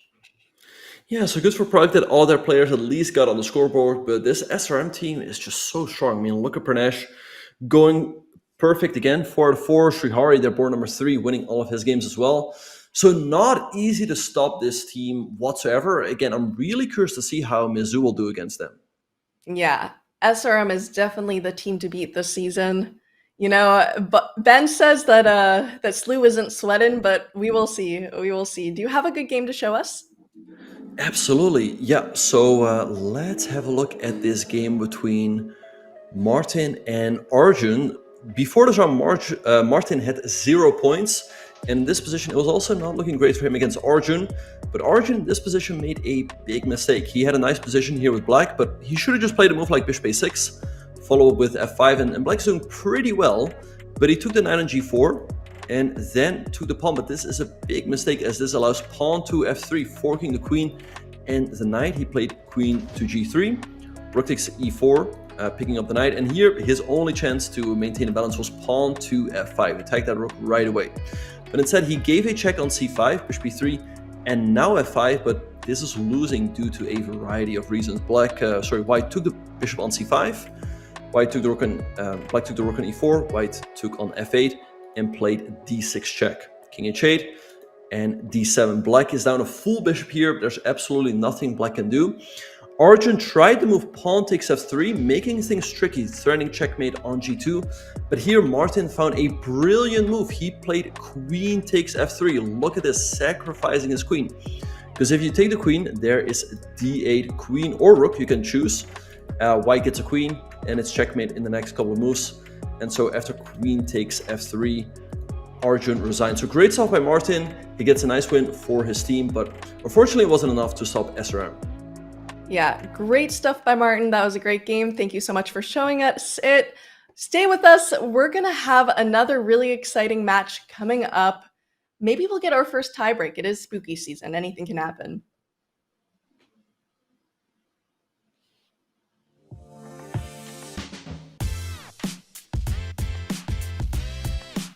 Attention streamers, Chess.com has announced new cash prizes for streamers and community events. Stream your games in Rapid Opening Roulette, Untitled Tuesday, or Community Bullet Brawl to win cold hard cash. Use ! streamer prizes in chat for details. Don't go anywhere. When we come back, we have a match you don't want to miss. See you after the break. There's something about the suit that channels revolution. It channels. You ever get that moment? Yeah. You're a different person inside this thing? Oh, 100%. Yeah. You know? I do things in this suit I would never do as just myself. Totally. Some of those things I can talk about. Some of them I can't. My name is Rob. I'm from Orem, and I started the BYU Chess Club in the renaissance of chess. I love doing content on Instagram, so I started putting out some more content there. And Joe Lee, who is on the College Ambassador program, Shout out to Joe. He reached out to me through Instagram. He's like, "Hey, do you want to be a Chess.com College Ambassador?" I was like, You're like, "Of course." You're like, whatever that is, sure. Yeah, amazing. Yeah. If chess presidents or organizers have a lot of energy and they want to channel that somewhere, the ambassador program is like the best way to do that. I love entrepreneurship, I love business, and I was hungry to start something. I saved up a bunch and I was gonna pour it into some real estate thing. And then I thought, why not do a chess club venture instead? So I stopped BYU Chess Club, ordered $1,500 worth of chess stuff, and then just started running a community club out of a library initially. I did a charity event at BYU, had like 30 people show up, and I thought nobody's gonna actually wanna play if we're charging $10, and they just didn't even bat an eye. Wow. I'm like, wow, okay, maybe there's an audience here. So I started my community club, which is a business. And so now we've shifted to Lehigh. We have about 50 members on a membership. and then other people just come and drop in, and I'm biased, but I think it's a sexy chess club. It's pretty fun. There's so many ways that business and chess coincide, and I love that. A big overlap that I see with chess and business and just kind of life is risk. I mean, calculated risk, but risk management a little bit. If you want to be successful, you got to take risks. Yeah. And yeah, I think that learning to take calculated risk is something that's important in life, just generally. Chess to me is such a metaphor for enjoying life, not just like surviving it, but reaping the deepest reward out of life. And I think risk is a big part of that.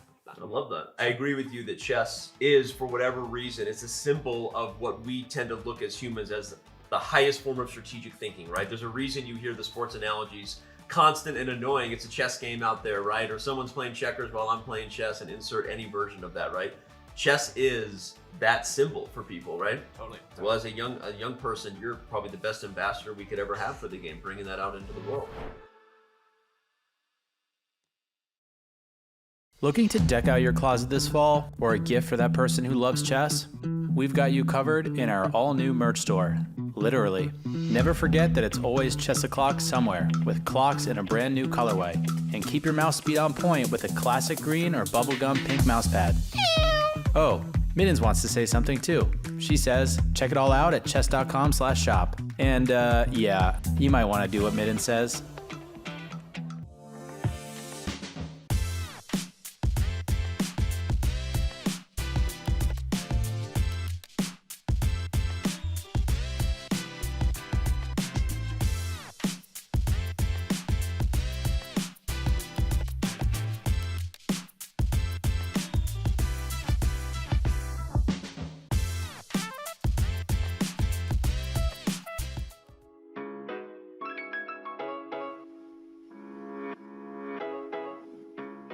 Hello everyone, welcome back to CCL Fall Season, brought to us by our sponsor Susquehanna. We're happy to be here. I'm your host, Jules Gambit. This is my co-host, Grandmaster Benjamin Bach. How are you doing today, Ben? Doing well, yeah. We just saw a great match between SRM and Prague. Very convincing victory for SRM. And now we have another nice match coming up. Oh, I'm so excited for this match. This is SLU versus Yale. So two top dogs here ready to face off. We're gonna see what's gonna happen. I think SLU is the favorite here. So it is Grandmaster Robby Kevlishvili on board 1 for SLU, GM Batsurin on board 2, GM Nicolosi on board 3, and NM Shelov Oberon on board 4. For Yale, we have GM Nicolas Checa, GM Arthur Guo for board 2, I am Maximilian Liu, and board 4, FM Davis Song. So actually, you know what? It might be more balanced. Do you think we'll get our first tiebreak of the season? I mean, tiebreaks are unlikely. I mean, I think one of the teams is going to win, and I feel like SLU should be a favorite. One thing is that Robby, he's not playing from home. He is playing a tournament in New Jersey, if I'm not mistaken. So I think he's playing from a hotel room, and he's up against Davis Zong. Davis opening up with the Alpin. So let's see how this game is going to go. But yeah, I think it's going to be a close one.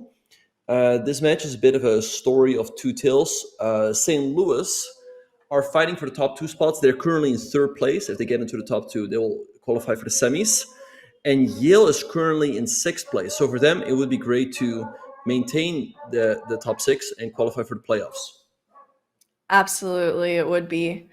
And, you know, for openings, London gets a lot of hate. You know, French gets a lot of hate. One opening that does not get enough hate is the Alpin. I think we should hate on the Alpin, bring it back, just absolutely destroy the Alpin. Worst opening of all time. No one has fun.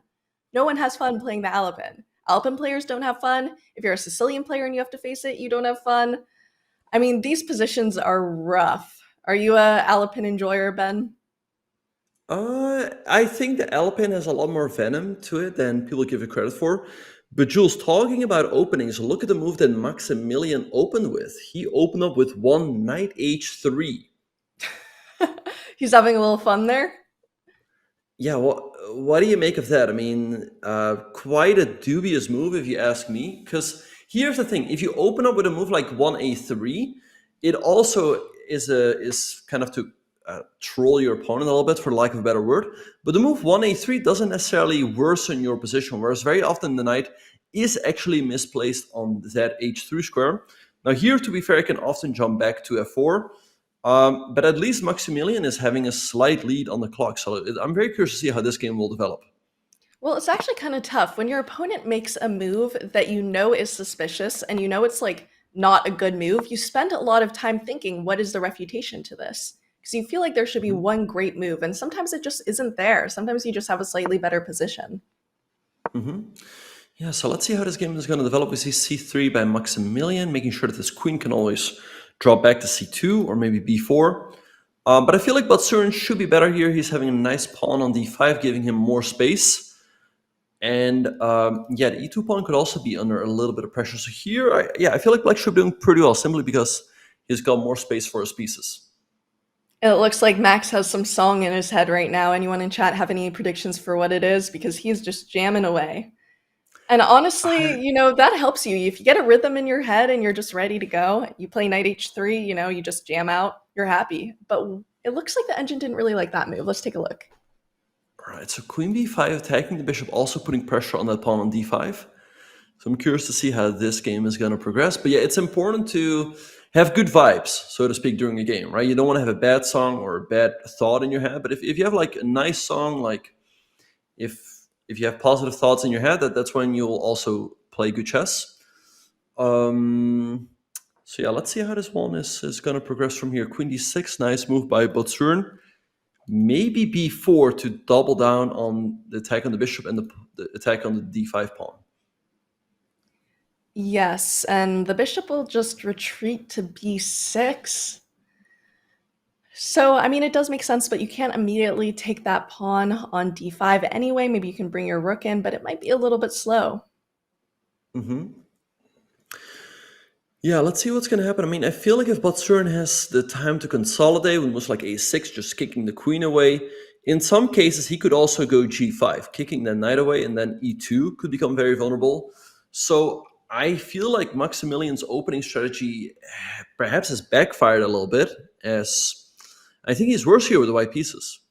And the time seems to be evening out as well. That time advantage was really what he was holding on to at first. Right, so we'll see how this game is going to progress. Oh, Jules, do you want to go to the bird's eye view? Some interesting stuff is happening in some of the other games. Let's go to bird's eye view. Right, so one board that is looking a little bit worrisome for SLU is the game between Shelov and Nicolas. I mean, look at this. Queen b4 check has just been played, attacking checking the white king. And if you go c3, I think Black just takes on on b2, sorry. Because knight c7 check doesn't do a whole lot. You can just move your king over, or maybe king e7. And then the white rook on a1 is always going to be hanging. So I think Shelov already got himself into a world of trouble. And it also seems like white's king side isn't very developed. So if that queen side goes, you're going to have a hard time castling. Although, I mean, there is that queen on the g file that's threatening to take g7, but you might just not have enough time. Yeah, no, I think Nicolas is striking here first. And yeah, look at Shelov. He threw his hand up in the air like, what am I doing? How did already blunder like this? But queen takes b2, looking very problematic. I, by the way, met Shelov the other day. He was at the closing of the US Championship. Nice guy. I think he's playing from the SLU team room again. Yeah, it looks like he's in trouble. And I think, where's Checa playing from? Maybe like from the Hogwarts? library? I think like, is he at Hogwarts right now? Where is he? Where is this? What is this place? My best guess is the Yale Library. Yale What's your Library. best guess? I mean, Yale Library is quite a famous place. I think there is a rumor that if there's a fire in the Yale Library, it will suck all of the air out of the room and suffocate everybody just to save the books. But I think that's a rumor. We might get to ask them about it later. All right, well, anyway, we have rook d1 by Shelov on the board. Let's see what's going to happen. Maybe 94 here by Nicolas looks nice. Attacking the queen, putting pressure on f2.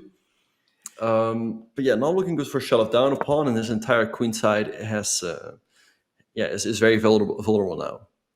I mean, if you're Shelov, you just want to develop as quickly as you can, but everything is hanging. You have to be so careful. I like that move, bishop d3, at least having a little bit of counterplay. Maybe trying to castle if you have enough time, but I don't know. Nicolas probably won't allow him to castle. Yeah, I think also one of the main points of bishop d3 is to take the sting out of 94.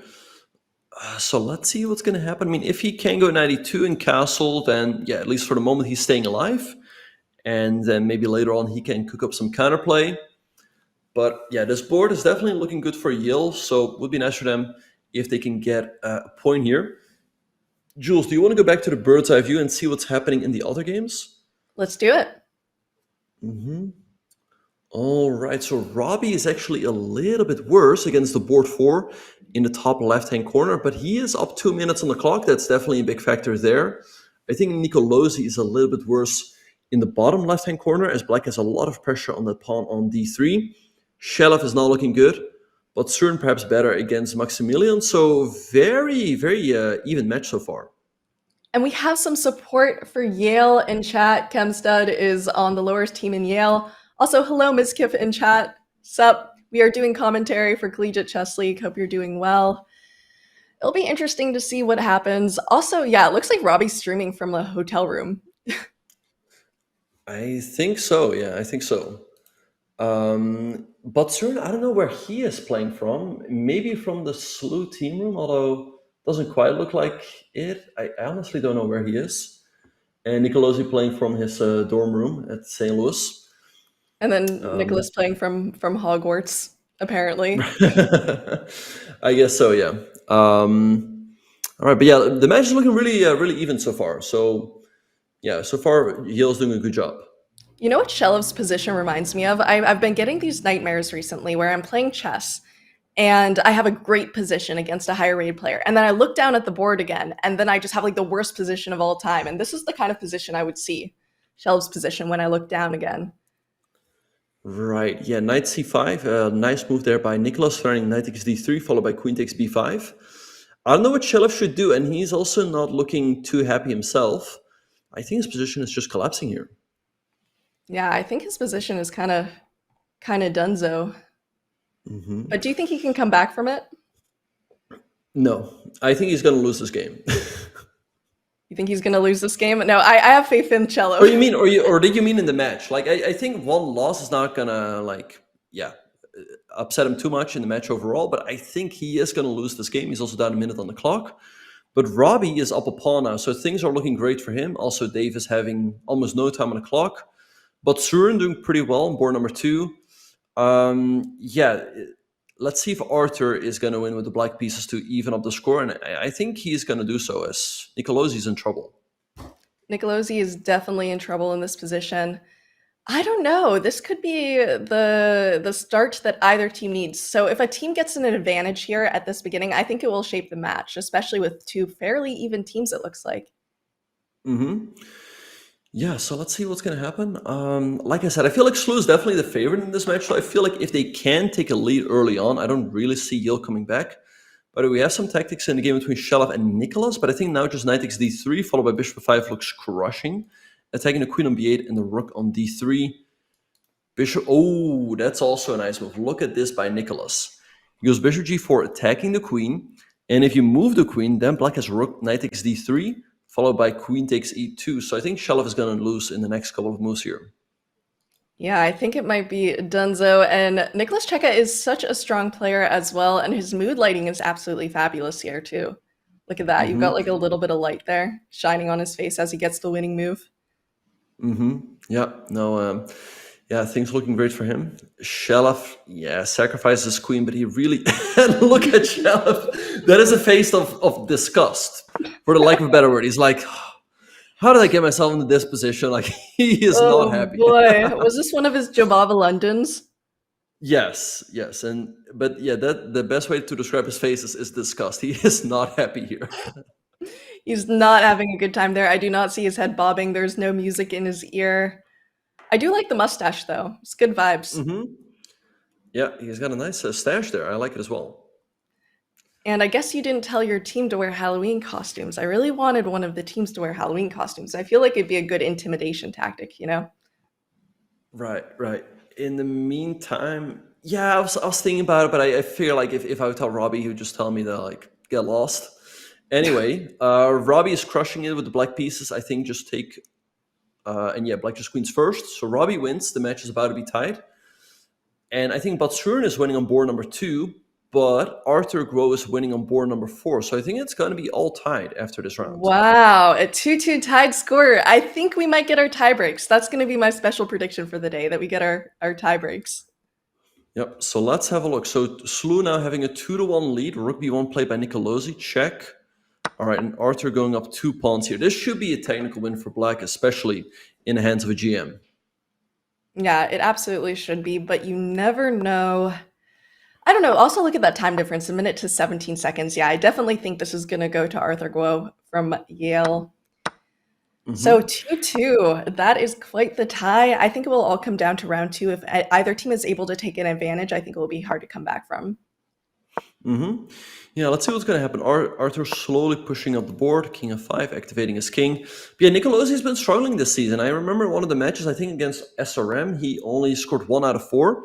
So I think for SLU, if Nicolas can find his form, then they do have a good chance of going all the way and winning this season. But if Nicolas continues to struggle, that could be, a weak link for the SLU team. What happens if a player is a weak link that's not expected? Like, do they get punished by the SLU team? Do they have to run laps? Are they like put in the library or something? Well, usually they just get kicked out, Usually they get kicked out of the school? Well, not out of the school, but out of the team. Like, they will not be played anymore. They kick them out of the college. They no longer not have like that. spot. But if I was the captain, and I have been the captain, and then if a player is not performing, then yeah, I just choose not to put them in the lineup anymore. Simple as that. I mean, I think that's very normal, like any sport. Well, it's how it works, right? Well, I don't know. Maybe instead you could give them a motivational speech and see if they perform better. Or Yeah, help that them is a little, plan. That is plan A. That is plan A. But if Sure it it doesn't work, is. then- Sure it's plan A. Yeah. Sure it is. But I Then think for comes Nicolas, Stanton. right? I think for Nicolas, he is a GM. Maybe he's not that experienced in blitz chess, right? Like some players, they play a lot online. Perhaps he doesn't so much. I think with more practice, he is gonna improve. So maybe he will improve as the season goes on. Yes, his blitz rating is 2745, but some players definitely play more online than others, and it definitely looks like this game is going to GM Arthur Guo, which will tie up to 2 SLU Yale. Great start. Very interesting start. Yeah, so Jules, interesting fact about this very first round is that it looks like Black is going to win all of the games. What do you make of that? Wow. That never happens.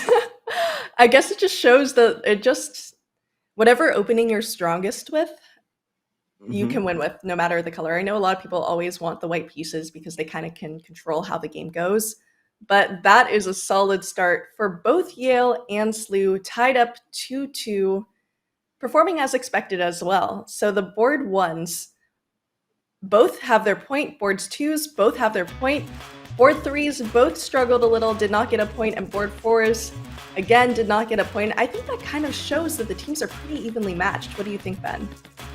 Yeah, I think they're evenly matched for sure. SLU, I think, still is a slight favorite given the fact that they have 3 GMs, and their board 4, he is an NM, but he's a good blitz player. But yeah, generally speaking, I've said it before in these matches, you want your board 1 and board 2 to score, and then you want to limit the damage as much as possible on board 3 and 4. So like every half a point that board 3 or 4 get is nice. And again, I think if Nicolas can find good form, I think SLU still has good chances of pulling ahead. They do have good chances, but I don't know. I think it's either team's game right now. They just need to really get an advantage in the second round, and then they'll be able to convert that advantage going forward since it's so evenly matched. But we'll see what happens in round 2. Any predictions, chat? Yeah, it's gonna be a close one. We see Robby playing with white pieces against Maximilian Liu. Then we have Batsurin playing against David Zong. So SLU having a big advantage on that board. Then we have Nicolas against Nicolas Checa and Shelov against Arthur Guo. I mean, this match could easily go down to the wire. I mean, we might see tiebreak here. Who knows? We could definitely see a tiebreak, which I've been aiming for all the time, but it's kind of tough. The teams have to be very evenly matched. I think we'll see in round 2 really how close these teams are in skill level. And we are off. Robby opens up with e4, and Maximilian, he's been playing funny openings. And we have a card come by him. But at some point, I wouldn't be shocked if he does something funny. But so far, a very standard opening by him. Yeah, we'll see. He's going to try to get that point. It's going to be very important. Maximilian Liu is also an extremely strong player. But I don't know. It depends. Robby seems to be in form lately. So he struggled the first 2 matches of CCL. And then in the third match, he was able to really come back and give a great performance. So we'll see if he's able to keep that up in this round. Yeah, so far White having a slight advantage. White has more space due to the pawn on d4. White also having the bishop pair. But Black is extremely solid here, really difficult to make progress here with White. So I think this could easily be a long and grindy game. Maybe at some point we'll go into an endgame. But we're also off on board number 2 as Batsurin opened up with d4 and Black played the Slav defense. The Slav, or the reverse London, right?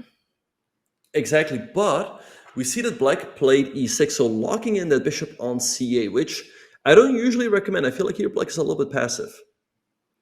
Yeah, it almost seems like kind of a French structure, but without the sharpness of the French. Yeah, so it's difficult to activate that bishop on c8. Sometimes you can go b5 followed by bishop b7, and perhaps that's why Batsurin played a4. Black can still go b6 and bishop b7 followed by an eventual c5 to activate that bishop. We're also off, by the way, on board number 3 between Checa and Nicolosi.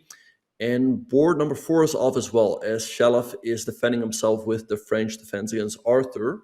Might look very odd what Black is doing with bishop d7 and a6, but his idea is to go bishop to b5 and trade off those light squared bishops, as you just said it. Usually the light squared bishop is Black's most problematic piece. And chessically inclined, Jason Moorfield said Yale is currently in a tiebreak with Virginia, so every tiebreak point counts.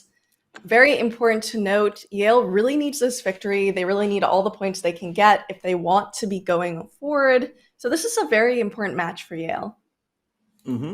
Absolutely, yeah. And like I said, Virginia is tied with Yale, so I'm sure that Jason Moorfield is hoping for a big victory for SLU, but I don't think it's going to be easy. In the meantime, Robby is a tiny bit better. Again, he has the bishop pair. Black extremely solid, but Stern also better. I don't quite like the fact that Black played that move a7, a6, as now it looks really difficult to activate that light squared bishop. Now, b7, b5, it's still a move, but it's going to create some weaknesses. So we'll see how this game plays out. And I think overall SLU has pretty good chance of pulling ahead of this round and taking the lead. Yeah, they definitely have their chances, but you can't underestimate Yale. I think Shelv's going to be a very important person in this match. If he's able to find his groove, he could definitely get the points that SLU needs to pull ahead. If not, perhaps Yale will do a little better. So that's going to be a player I'm watching very carefully here. Absolutely. So Jules, do you want to go to the game between Robby and Maximilian? Yeah, let's see it. All right, so pretty interesting stuff here. It had a bit of a slow start. Like I said, I think this game is going to be long and grindy. We see that White has the bishop pair, but Black very solid. Black very solid. I think at some point Robby will try to go c4 and open up this diagonal for his bishop, putting some pressure on the pawn on b7, maybe followed by a5 to make sure that it's not going to be as easy for Black to go pawn to b6. And also, by the way, after this trade, it would open up the half-open b file for him. Whereas for Maximilian, I don't see such an easy plan. So I feel like Robby should be a tiny bit better. We also have a former Yale captain in the chat, Firewood, so Yale better be on their best behavior here because they are being watched. Speaking of Yale, it's located in New Haven, Connecticut, and they're looking for their second season victory. So they have had a victory before. Oh yeah, Firewoods is saying in the chat, I think SLU is the only team we've never beaten in the history of the Collegiate Chess League. Probably our best opportunity to break the streak. What do you think, Ben, as also a former captain? Well, well, last couple of seasons, the SLU team was a little bit stronger because they had myself and Nicolas Theodoru, but we've left. So the team is a little bit weaker now. So yeah, they definitely have a better chance now. So let's see if they can do it. I think they certainly have a chance. But I do still think that SLU is the favorite in this one. SLU is the favorite as a 4-time CCL champion, 2022's National Chess Champions, and 2022 Pan American Champions. So they win a lot. But Yale definitely has their chances. we'll see. It's interesting we have team captains or former team captains from both of the teams here with us. All right, so Robby trying to slowly push forward. The drawback though of these pawn pushes is that his own pawns can become a little bit vulnerable. His king can be a little bit vulnerable on d3. He goes a5, nice move, trying to create a weakness here for black on b6 and opening up the file for his rook. Overall, I like what he's doing. Yeah, I mean, Max is a very, very strong player. He's an IM. He's very good at these technical games, as we've seen in the past. So I think it will be hard, but this position definitely looks a little bit uncomfortable for him. Yeah, so we'll see how this game is gonna proceed. I feel like, again, it's gonna be a long game. Robby is gonna try to squeeze out a slight advantage, and Maximilian will try to be solid. But Jules, do you want to go back to the bird's eye view? Let's do it. Right, so all of the games are underway. Like I said, I feel like Robby is a little bit better. I feel like Batsurin is also better with the white pieces, as he's now up a pawn. I feel like Checa is a little bit better against Nicolosi. I feel like the game between Arthur Guo and Shelev is going to be a key game in this round. If Shelev can get a point or half a point, I think SLU has great chances of getting the lead. Yeah, he'll need, if he can get a point, he'll also have the momentum as well. He has outperformed his board number several times because even though he's board 4, Shelev is a very strong Blitz player. I think he's one of the strongest NMs on Chess.com. So he definitely has the opportunity to get some extra points for SLU. Yeah, let's see if he can do it. But Arthur having a lot of space here on the king side, like, really feels a little bit cramped. But I like what Shelev has done on the queen side with b5, b4, creating some counterplay over there. Okay, now he has to recapture with his bishop, and there we have it. But yeah, Arthur, I feel like his play on the king side is looking a little bit more threatening than Shelev's play on the queen side so far. I tend to agree with that.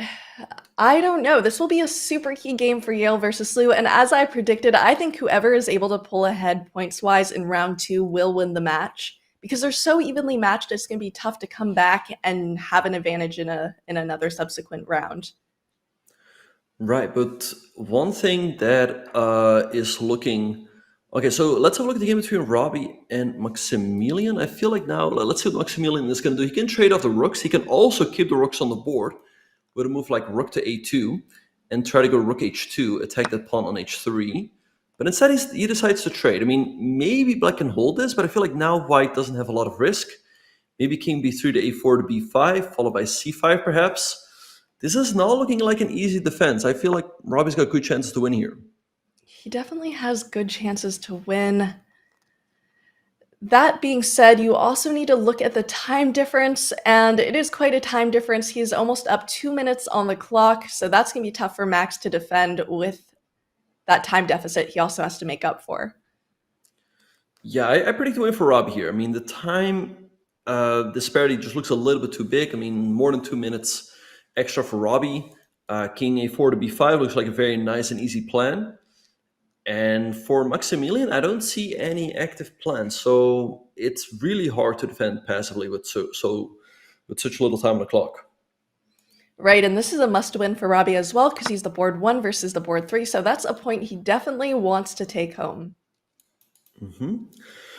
Let's see if he's going to continue here with king a4. Maybe Maximilian can go knight f8 to g6, but it feels like that should be a little bit too slow. King b5 could come, d5 as well.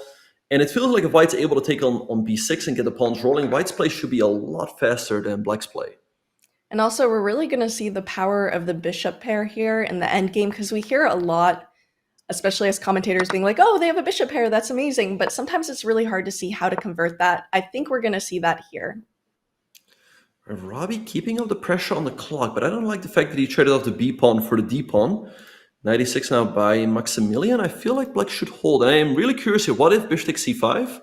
Bishop takes and knight takes f4, and Maximilian goes for it.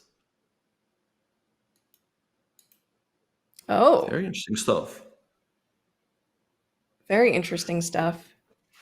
We might get 2 bishops against the knight here, which is theoretically winning, but it's extremely difficult to convert. I would love to see him try to convert that. That would be so funny. That would be, yeah. Winning? Yes, but it can take a lot of moves. And also, by the way, black will still... Oh, bishop d2. Tricky move by... Oh, I like that move. Because the knight's under attack, and if you move the knight, you hang the bishop. Great find by Robby.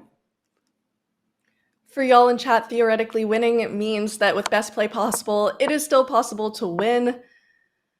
But we won't even get into that position here. Yeah, Robby's really putting on the pressure, especially since Max only has 10 seconds on his clock to hold. That would be a great draw for Max if he's able to hold it, but it's looking like he won't be. No, this one looks dead lost. On the other hand, white's up a full piece, and slowly but surely, Robby should be able to convert here. As yeah, this is in no way a fortress. So I expect a win here for Robby. Jules, do you want to go back to the bird's eye view and see what's happening in the other games? Let's do it.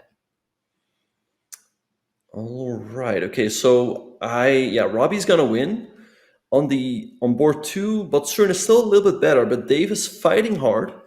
Board 3 probably a draw between Checa and Nicolosi, and board 4 probably gonna be a win for Arthur Guo. So it looks like maybe SLU will. I mean, it's gonna be a close one. Maybe 2-2. Maybe a 2.5 win for either team. Let's see. That will be really interesting. I would love another tied score. I feel like that will put on the pressure for both teams to bring out their best chess. Yep. All right. So let's see what's happening. I think Nicolosi is going to be down a pawn here. Now Checa can take on b3 with the pawn or with the rook, but rook c2 will be annoying. Rook c2 will be annoying. As now, okay, goes king e3, sacrificing the pawn on h2.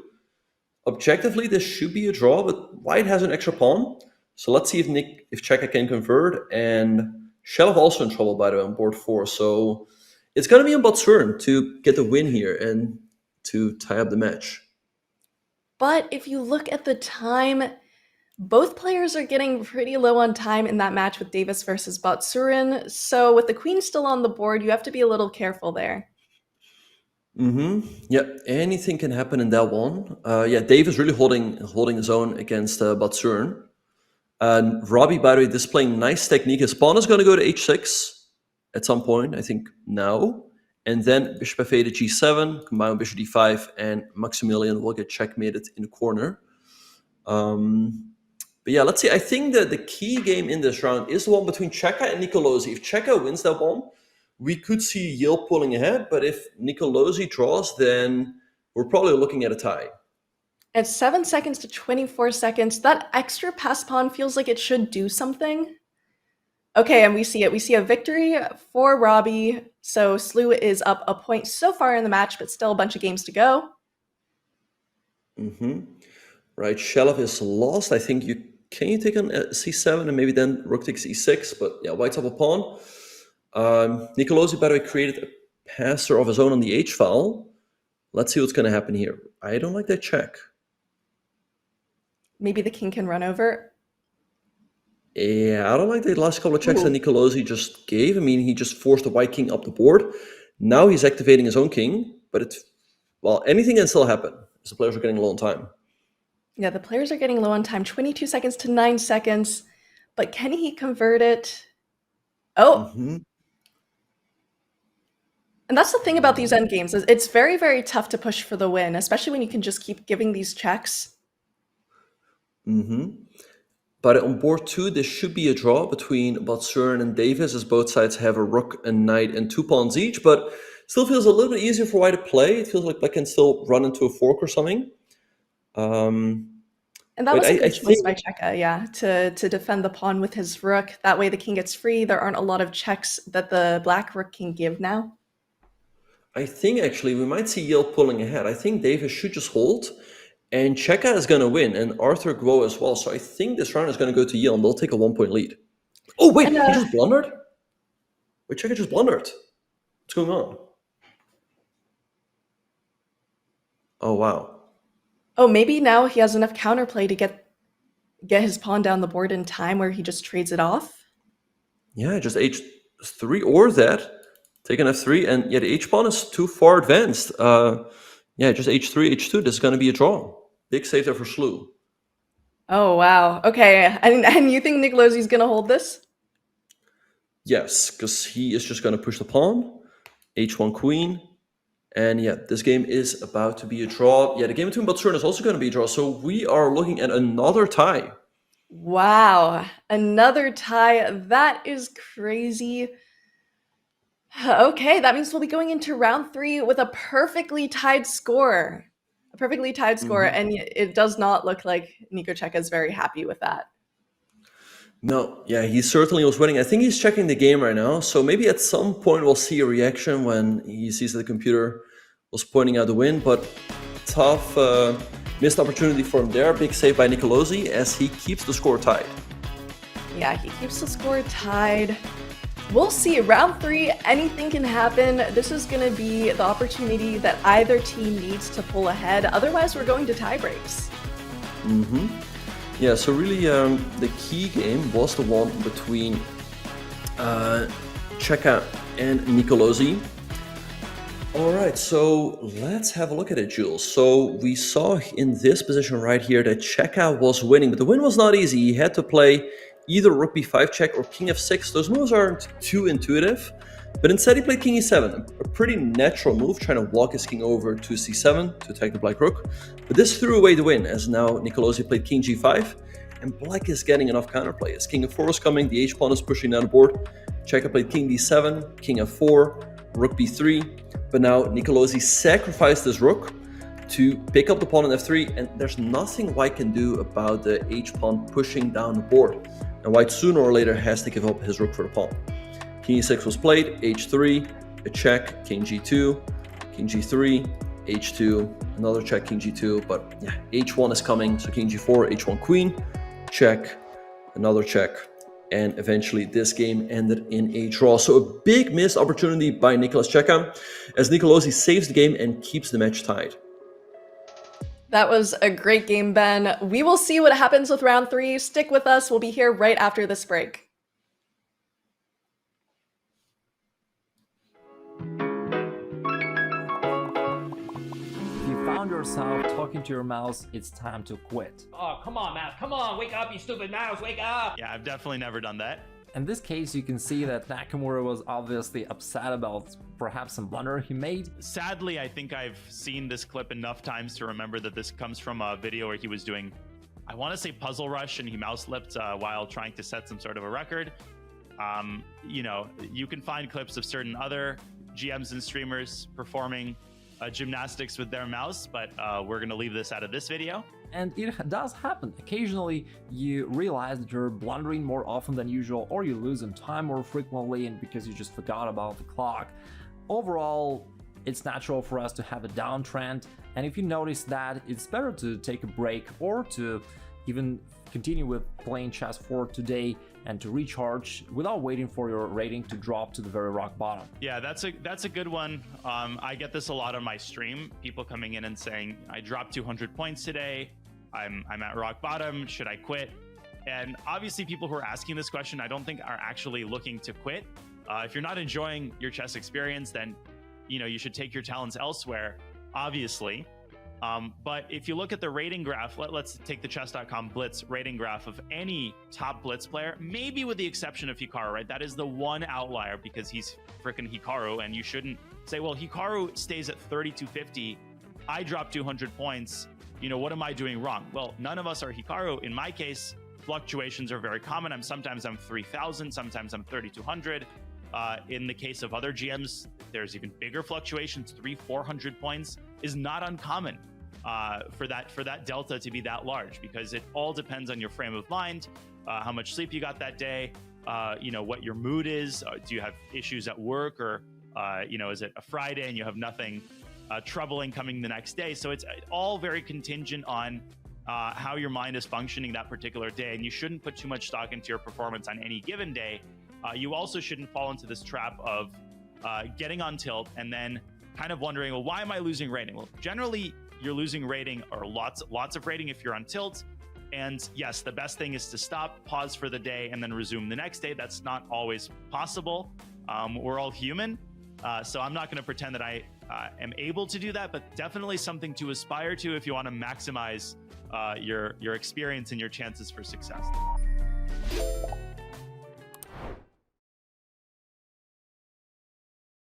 You guys are gonna have to give me the footage because right before the final segment of the 1+1, I set a Puzzle Rush record. I got 60 and I should have had 61. And I think that's recorded in the Zoom call, so I'm gonna want that footage.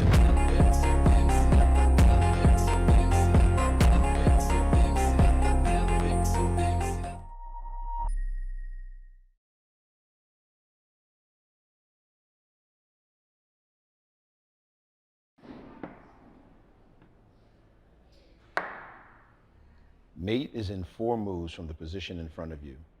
Don't move until you figure it out in your head. Don't look at me for a hint. I can't do it without moving the pieces. Yes, you can. Clear the lines of men in your head, one at a time, and the king will be left standing alone, like a guy on a street corner. I'll make it easier for you.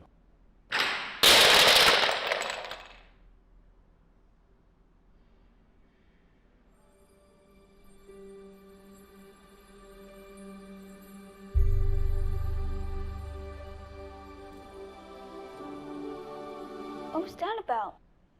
I thought it would help. How does that help? You know, visualization and stuff. I'm not picking up the pieces. Sometimes you don't need to do anything crazy to get better. You just need to reassess your chess. I'm Grandmaster Maurice Ashley, and I'm presenting Jeremy Silman's How to Reassess Your Chess now on Chessable. So go to chessable.com/yourchess and start reassessing your chess today.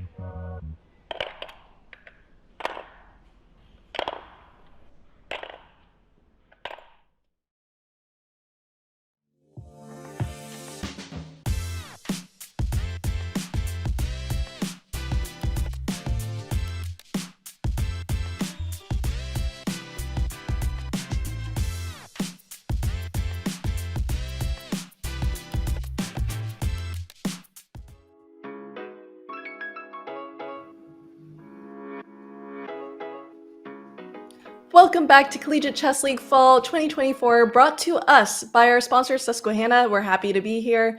I'm Jules Gambit. This is your co-host GM Benjamin Buck, and we're looking very, very spirited today, Ben. Yeah, it's Halloween season.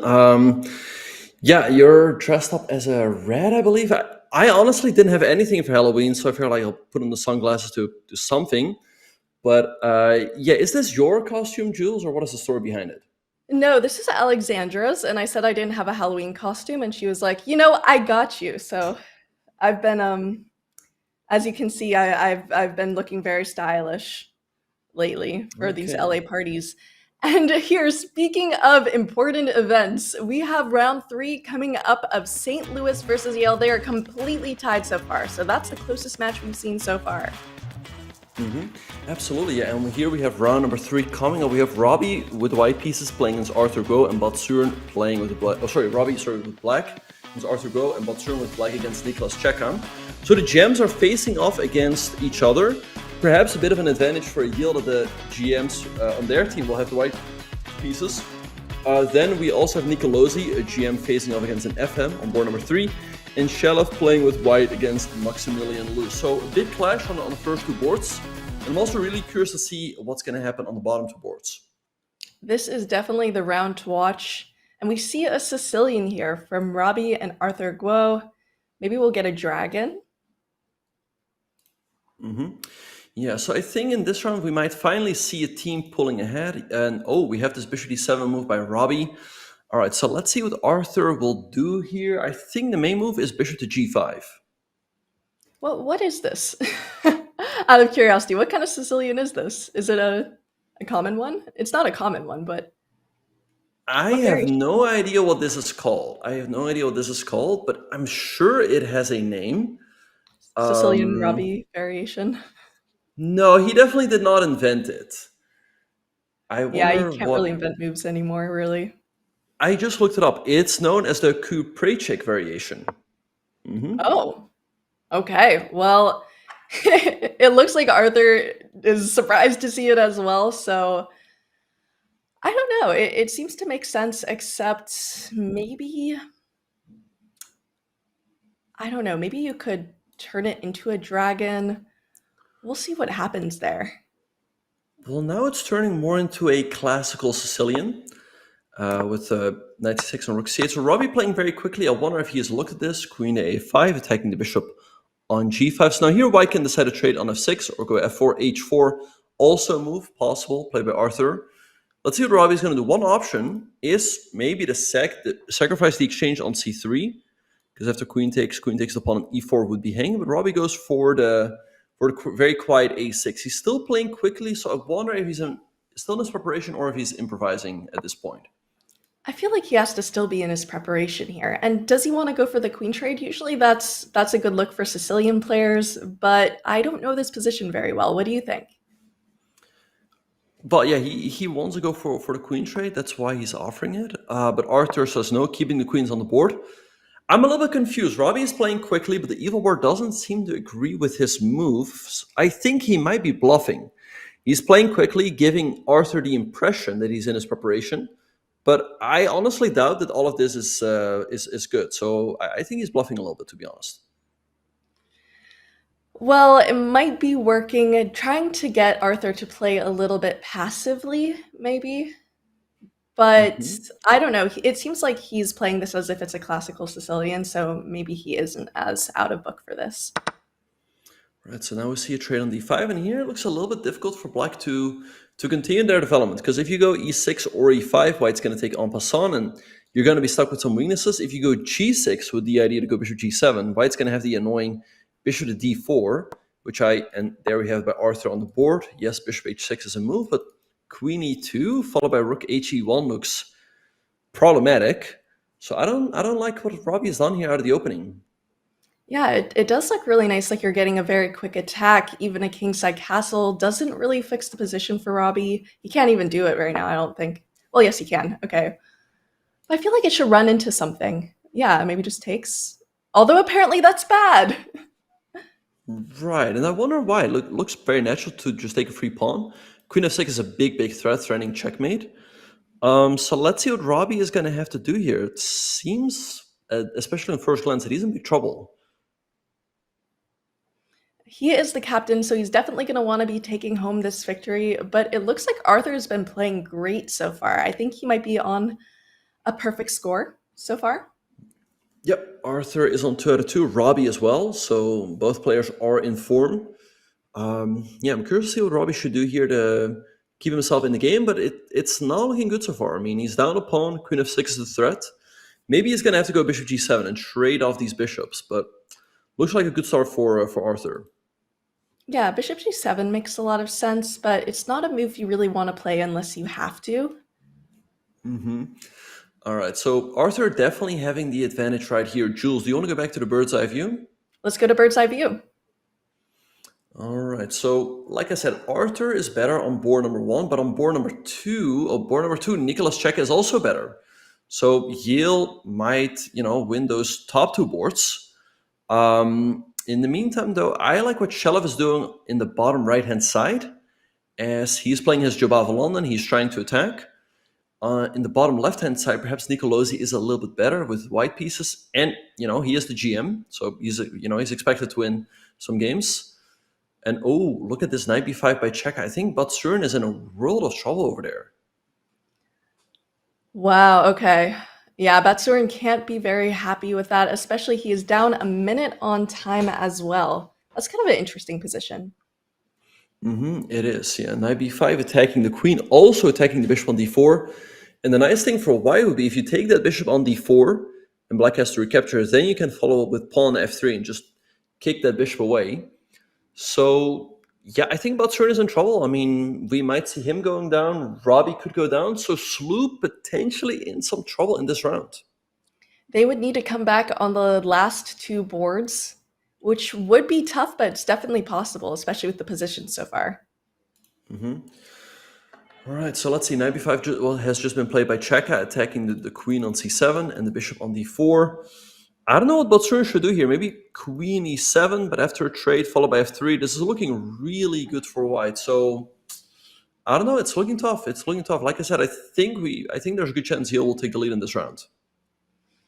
It's possible. So you get the trade and then you kick the knight out, and there's really not a good place for that knight to retreat. Well, no, you don't kick the knight out. No, you kick Yeah. the bishop away with f3. Right, so now we'll probably see a trade on d4, followed by, let's say, f3, or trading the queens first. And then after a potential knight c4, d6 is weak, b6 is weak. So it's looking tough for Batsurin, and he's also down 2 minutes on the clock. That is looking a little bit rough for him. It doesn't seem immediately like it would be the end of the world, but I see how the pieces are so weak, and eventually that pawn will fall on d6. Oh, wow, wait. What is happening over here? So knight c4 was played, instead of taking on d4. And here Batsurin sacrificed his queen because he gets a knight and now a bishop. So he has 2 minor pieces. This has to be losing. Maybe just queen takes b7. Just trap the rook over here. Looks pretty good to me. Yeah, that is a queen sacrifice he didn't want to have to make. He does have the bishop pair, but he's not, if he's going to trade the bishop for the rook. I don't know. Yeah, so looking tough here for Batsurin. Yeah, queen takes b7 on the board, knight b7. But I feel like the entire black position is just falling apart. Knight takes d6 looks good here. And black really does not have enough material or play here. So I think it's going to be a win for Checa. Jules, do you want to go back to the bird's eye view as we have some developments in the other games? Okay. Right, so Arthur was definitely better on board number 1, but I think he has thrown his advantage a little bit. Bishop e5, very nice move by Robby, attacking that bishop on d3. And by the way, you can't take on b5 because of queen takes c2 and queen c1 checkmate. So I think Robby's turning things around in that game. That's huge for the SLU team. And by the way, Nicolas has just won a crucial pawn on board number 3. But Shelov is worse, so we might see a tie in this round. That would be crazy going into the last round with a tie, but still, it looks like it's almost Yale now who has to perform very well to secure that tie. Oh, wow, and look at this. Nicolas, he sacrificed a piece, but he managed to win 2 pawns on f7 and d5. And now he played queen to c4. Great stuff by him. He's attacking the knight. And now he's also threatening knight f7 with the typical, followed by knight h6 and queen g8, the checkmate, typical checkmating pattern. So I think he's going to get a crucial win for the SLU team. Just to illustrate, let's say black plays a move like queen b4, right, defending the knight. White has knight f7 check, king g8, knight h6, king h8, and then queen g8. No! That is the checkmate everybody wants in their life. That is like the checkmate, Exactly. So I think Nicolas is just winning here. How do you defend against that? Can you even? Maybe you have to give up a rook? Well, you can defend, but you're going to have to make a concession, a move like h6, but then white can just take the knight. So Nicolas is just winning here, and that's also what the evil bar is showing. Yeah, that is pretty rough. You're going to end up losing material. Positionally, it is not good. That is what SLU needs, but it's still up to the other boards to see how this round will go. Right, so queen f6 was played by Davis with the idea that after all of that, after that variation, knight f7, the knight can be captured. So let's see what Nicolas is going to do. He can take the knight f c3 right now, but I assume black is banking on bishop to d6. So a resourceful move by black. It's certainly not over yet. All right, so then what would the best follow-up be? Maybe just taking the knight anyway? Right, but then bishop d6 will be annoying. Attacking the knight, you're going to have to go f4. Black can take, and black certainly has some compensation there. You can maybe go knight f7, knight d6, take the rook, and the thing is that black also is still in the game in that position, as black will have the 2 minor pieces for a rook and 2 pawns. So let's see, and that's why Nicolas is thinking he's looking for the knockout blow, but I don't think it quite exists right here. Yeah, it's definitely one of those positions where you want to take your time and really figure out what you're going to be doing. And he's evening out the time as well. He had a bit of a time advantage, and now it's going to be evening out, and he goes for the check. I wonder what his idea is here, though.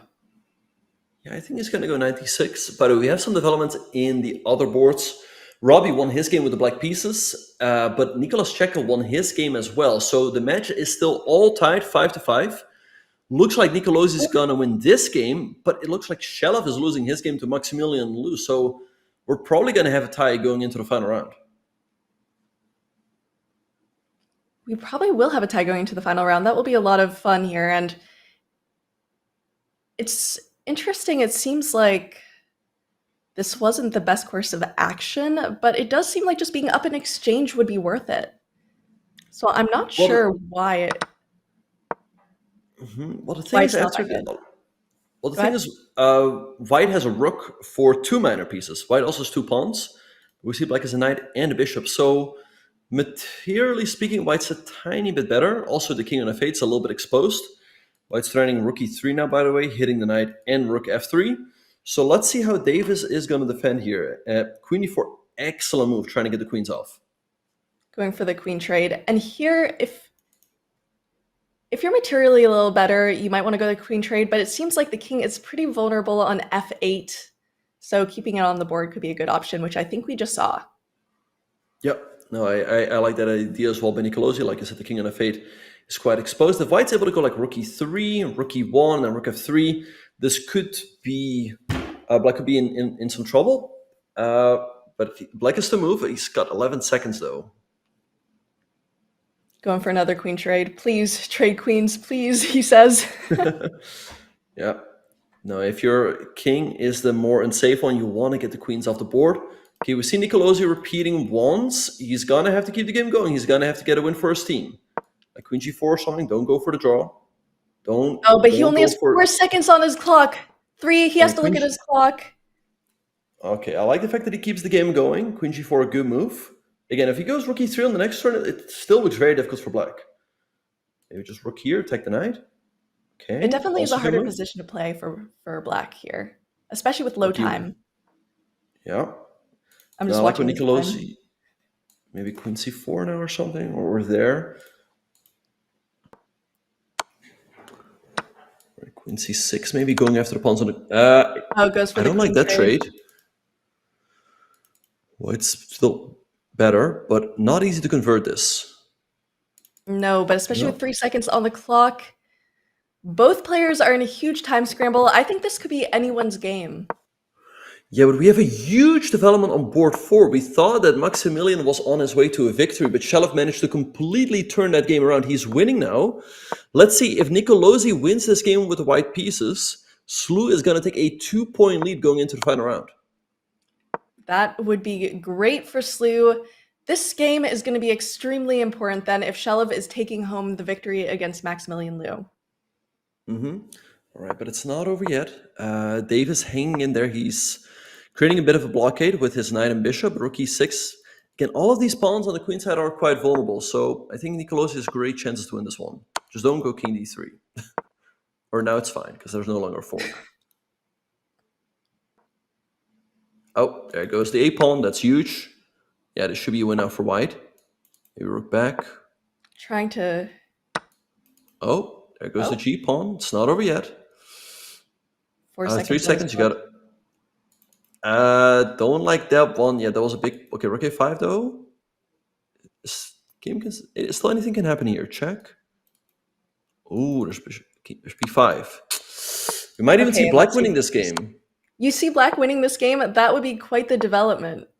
Oh, rook a6 and take. Rook c5 instead. But Shelov has won his game, so SLU taking a 1-point lead. Yeah, Black. Okay, king b3. Now the knight's a little bit stuck on b2. I feel like this should be a draw with correct play. Especially maybe they can get a little bit of time back. Okay, even with the draw, that means SLU is still ahead, but it's only ahead by a point. Yeah, so we see both players here. Yeah, it was an up and down game. And yeah, definitely a reaction there by Nicolosi. He was winning earlier on. So, yeah, St. Louis taking the lead, but Yale is still very much in this one. It's only 1 point.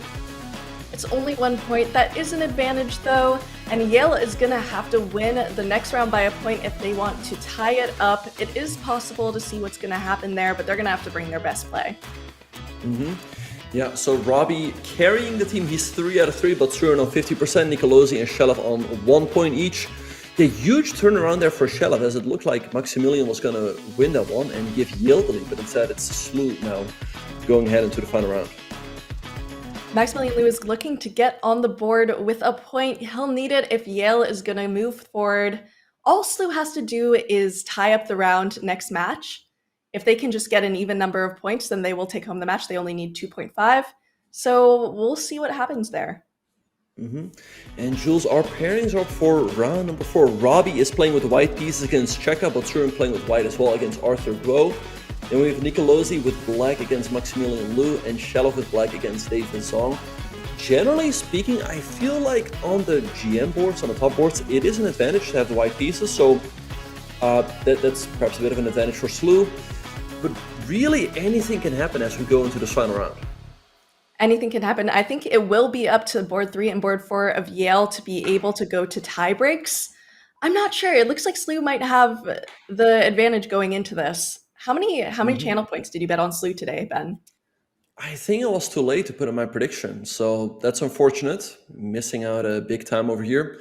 Anyway, we are off. So in the game between Robby and Nicolas, we see a French with a quick knight to c6, which is generally considered to be a tiny bit dubious. So we'll see how this game is going to develop. But he's really going for that win, which is that's the strategy he needs right now, since Yale does need an extra point in order to tie up the score. So maybe they'll change their play a little bit. Maybe Yale will be a bit more aggressive trying to get that extra point. Yep, and Robby playing very quickly, so I think he's still in his preparation. Knight takes d4, putting pressure on e6 and on c6. So let's see what Checa is going to do. The other games are going to get underway very soon as well. But yeah, you're right. Yale is behind, so they might take a little bit of risks.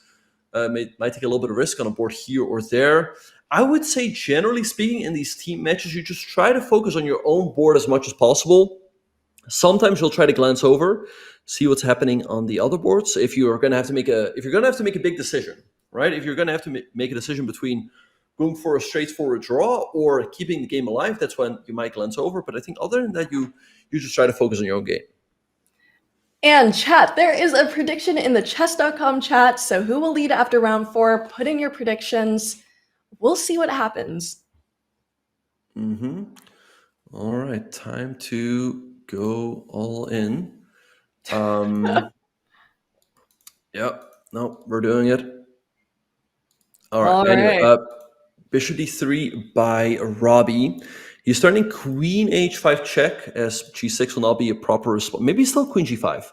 Look at this, g6. I think he's looking to sack. Take, but I wonder what the follow... I think he's going to go for it. But I wonder what the follow-up is. I love those sacrifices. All right, maybe you bring in the knight. Wait, no.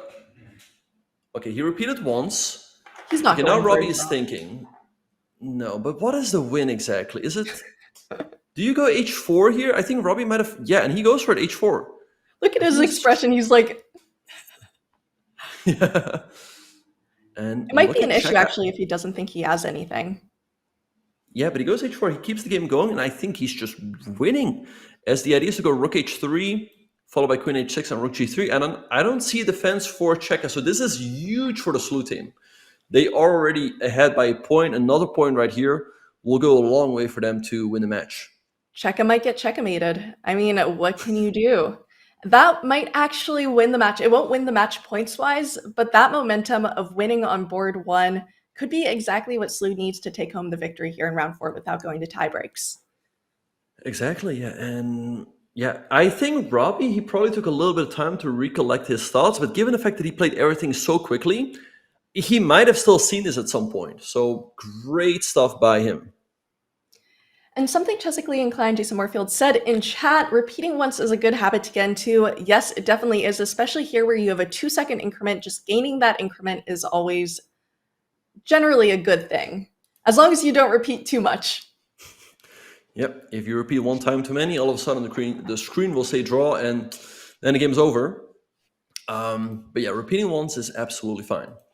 Okay, so let's see. I think Robby's simply going to win this game. I mean, it seems like he knows what he's doing. I don't see a way for Checa to defend. So tough situation here for Checa to be in. Yeah. Oof. I mean, maybe He's definitely looking for that defense. Maybe you could sacrifice a piece to try to defend, but that's also not a position you want to be in. All right. Shout out to Talia in the chat. She's saying Robby too strong. Robby too strong. Yes. No, that is. We have our coach for Rouge and Akobian, and he's got nice nicknames for everyone. And his nickname for Robby is Robby, the P instead of two B's. And Talia's tuning in right after playing Women's Champs, so congrats to Talia for playing in that. She is a former CCL player for SLU as well. Lots of former players today in chat rooting on their teams. Absolutely. So bishop f6, a very resourceful move by Checa to try to keep the game going. Right now, Robby could take the game into an endgame, up a few pawns, so that is one option. But overall, yeah, he is expected to win here. I mean, if he doesn't win this one, I'm sure he'll feel disappointed, but he still has to finish it off. For now, let's go back to bird's eye view, see how the other boards are doing. This is the most important round so far. It will decide who is going to be the match champion here. Yeah, but it's looking pretty good for SLU. I mean, Robby is winning on board number 1, on board number 2, but Surin is better. And if they get points on those two boards, the match is already over. Then board number 3, very combative stuff between Maximilian and Nicolosi. I feel like that game can really go either way.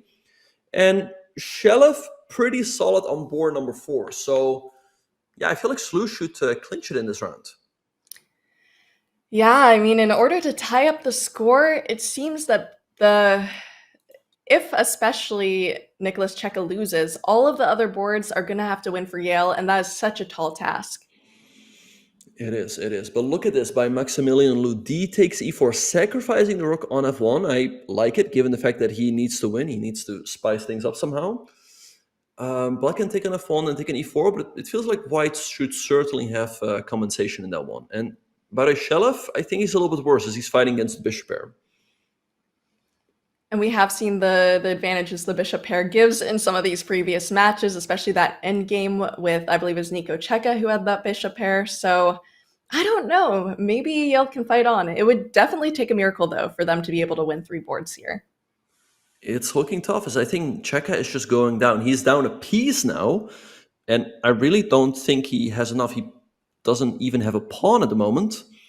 So yeah, Robby, I think he's just going to win. That's great news for the SLU team. By the way, on board number 2, we have some more developments. But Surin has lost his advantage against Arthur Guo, so a win there would be huge for Yale. And by the way, also on board 3, Yale is better, and on board number 4 as well, as Davis has a very nice bishop pair. So even though it looks like Robby's going to win, Yale could come back on the other boards.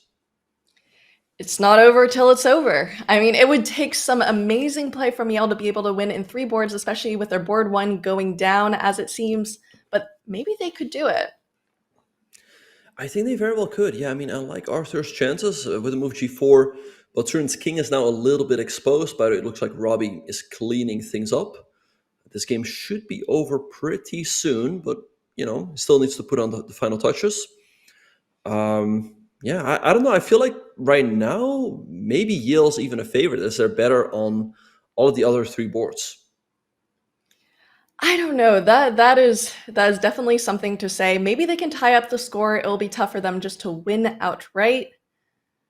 Especially as we've seen the games kind of go either way when a player gets low on time, but they do seem to have the time advantage in most of the remaining games. Yeah, so a really interesting one about it, and Robby has already won. Good stuff for him. Pushing his team to 7.5 points. They only need 1 more point to win the match, but again, they're worse on all of the other boards. I like what Maximilian is doing. He's having the bishop pair, putting a lot of pressure against Nicolosi. As Nicolosi's pieces are also a little bit all over the place. Shelev is worse. He's fighting against the bishop pair. I mean, yeah, we might just see Yale winning on all the 3 remaining boards. That is quite the prediction there. I think that would be a huge, unexpected round 4. It could happen, but these aren't exactly winning positions. There's still some life in Nicolosi's board against Maximilian Liu. Max will really have to convert. But the nice thing is these players know that they need to win their games since they know they're kind of in a do or die position here in round 4. So they're really going to go all out.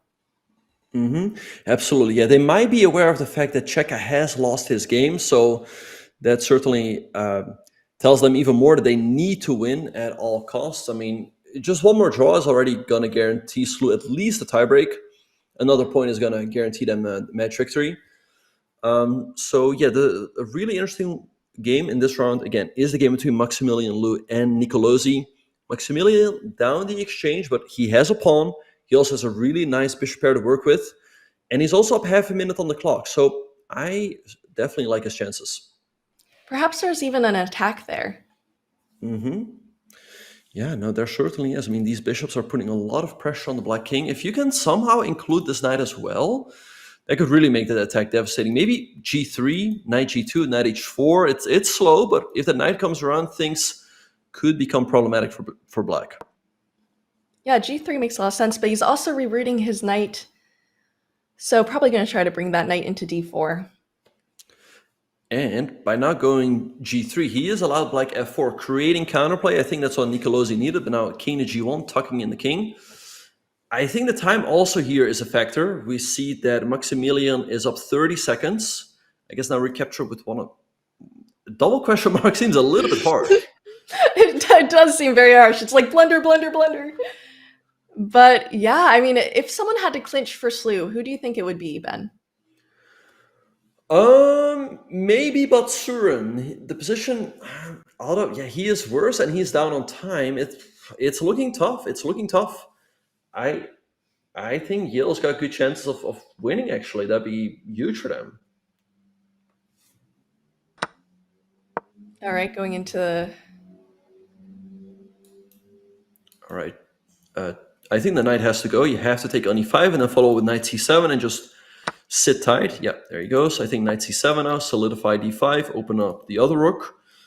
Maximilian a little bit better here, but still anything can happen. Yeah, the bishop pair is nice. You have that pin on the rook on f7, but it isn't immediately clear how to improve your position. Maybe if you have time pushing in h-pawn a little, just to get your king active. Right, but let's go back to the bird's eye view as all of the games are underway. We're entering the time scrambles. And wow, look at this. Batsurin captured a pawn in the middle of the board with his knight, but his knight is now in a pin. You cannot move that piece, as that will allow black checkmate. I think, given a time situation, even a draw here for Batsurin would be a good result. Again, at least guaranteeing that tiebreak. I feel like Shelov is in big trouble as his dark squares are terribly weak. But maybe if, let's say Nicolosi draws and then Batsurin draws, that will be enough for SLU to win the match. So one of them needs to get a point in order for the match to move forward for Yale. Oh, I mean, it is possible we get 2 draws on those boards and then all of a sudden SLU has the victory. They might not even know that that's enough to clinch SLU the victory. Oh, but look at what's happening in the game between Nicolosi and Maximilian. Maximilian has lost his advantage. Nicolosi's rook is active now. I wonder what the move is here for... Oh, rook b1, maybe? Yeah, that looks a lot nice to get rid of the bishop pair. That makes a lot of sense. Rook b1, and he plays it. You have to take the knight. Right, you take the knight. Or I guess maybe you take the pawn first. Yeah. Okay, so rook takes but that's not a threat, as that would allow checkmate on 1. All right, so let's see. White still has a pawn, that a-pawn, and that one is pushing up the board now. I think g6 here makes sense, at least creating some loop for the king. But now, all of a sudden, things are looking a lot better for SLU. But Surin is in an equal endgame. He is down on time, though. That is definitely still tricky. But Nicolosi shouldn't lose. He shouldn't lose. And again, if they only get 2 draws in those 2 games, that will already be enough to clinch the match. Arthur is going to need to win this one if the team wants to move forward. Also, yeah, now Shelov's board is a draw. I think SLU might take it. Well, he actually just got himself into trouble with that rook trade, as now the queen is coming in. I think Shelov might go down, but if Nicolosi and something like rook... Wait, Shelov. Nicolosi should be clinching this, and that will be enough for SLU to clinch the match. Wow, that is exactly what SLU needs. And Nicolosi, off to a rough start and then clinching the match, is exactly what he wants there. But it's too soon to see. They're both in a time scramble, under 20 seconds. Yeah, Shelov is lost in the meantime. Batsurin by the upper pawn, pushing for the win. So Batsurin, okay, of course you can always lose on time, right? Anything can still happen. But Nicolosi certainly shouldn't lose. Batsurin shouldn't lose as well. So I think we're looking at match victory for SLU. SLU only needs one more point. Only one more point. Okay, big mistake there by Nicolosi. He should have pushed up that pawn, but instead he took it. His king is a little bit far away from all of the action. Although it looks like Batsurin might win on his board with Arthur Guo there. Yeah, no. But it's a little tricky. Right, I guess the way to do things is just knight g6 to f4, and that's what he's doing right now. Pick up the h-pawn. And yeah, I think he's just clinching the match. Just knight f6 to g4. Looks good. Wow, Yep. Okay. MVP there. But you can't Wait, let the bishop what? off. Mhm. Shelov won. He won on time, I guess? And he clinches the What? match. He did what? He won. I think he won On time? Yep. No. Oh, Yale is not going to be having fun tonight. Their Halloween parties are not going to be very happy. Because it looks like they've clinched the match on a flag in a winning Right, position.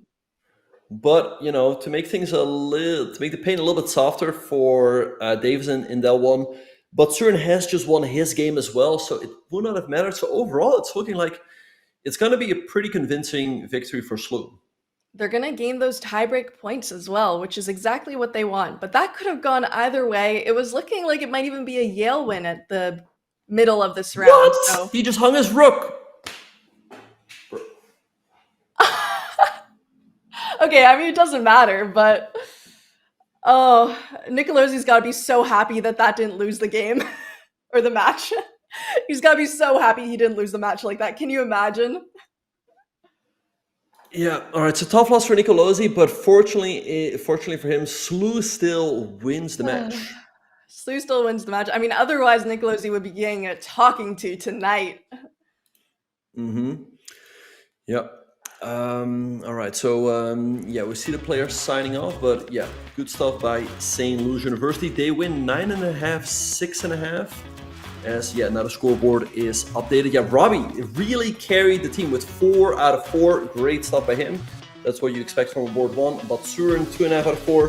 Nicolosi, he's still struggling to find his form. Really unfortunate for him to hung his rook in the end there. And Shelov, he did all right. He did pretty well. As a board 4, if you score 50%, that's pretty good. And ultimately, all of that brought SLU the team victory in this match. Right. Yale played really well at first, completely tying the score up to round 3, but it was not enough. We'll see how they do next week. Do you have a game to show us, Ben? Absolutely, yeah. The game of this round was certainly the game between Robby Kevlishvili and Nicolas Checa. So Robby opened up with e4, Checa responded with the French, and we saw 92 and knight c6, a bit of a sideline by Black, but Robby, he seemed to have it all well prepared as he blitzed out these moves, c3, bishop e5, as you all can see, he still has a lot of time on the clock, now 94, and here he played bishop d3 quickly as well, aiming to go for a quick attack with queen h5. We saw castling, queen h5 check, and it's actually really difficult to defend against the checkmate here. g6 was played, and Robby just sacrificed his bishop. He went for a repetition here, and now he played h4. So there's simply no way for Black to defend. The rook is coming up with rook h3, then queen h6 and rook g3 is coming as well. So Checa played bishop f6, returning the material, but now White just up a few pawns and still has the attack. And Robby did not take his foot off the gas. He kept up the initiative, even in the endgame. Bishop e7, great move by him, forking the rook and the knight. Check. And yeah, rook e8 had to be played here, but the endgame is quite miserable. So Checa decided to sacrifice a piece, but it's just really not enough for Black. And Robby, again, he kept playing great chess until the last move. g4, going after the Black king, opening up files, rook g1, rook a1, and after rook g7, Checa resigns. There's simply nothing you can do about rook f6 coming, and your king is simply getting checkmated. So great stuff by Robby as he carried his team to another team victory. Thank you so much, Ben. We will be back with an interview with SLU board number 1, Robby Kevlishvili, right after this break. Put in chat what questions you want to ask him.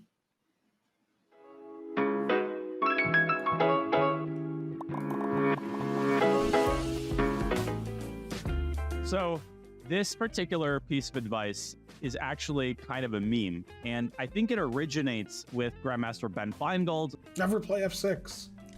Never play f6. Never.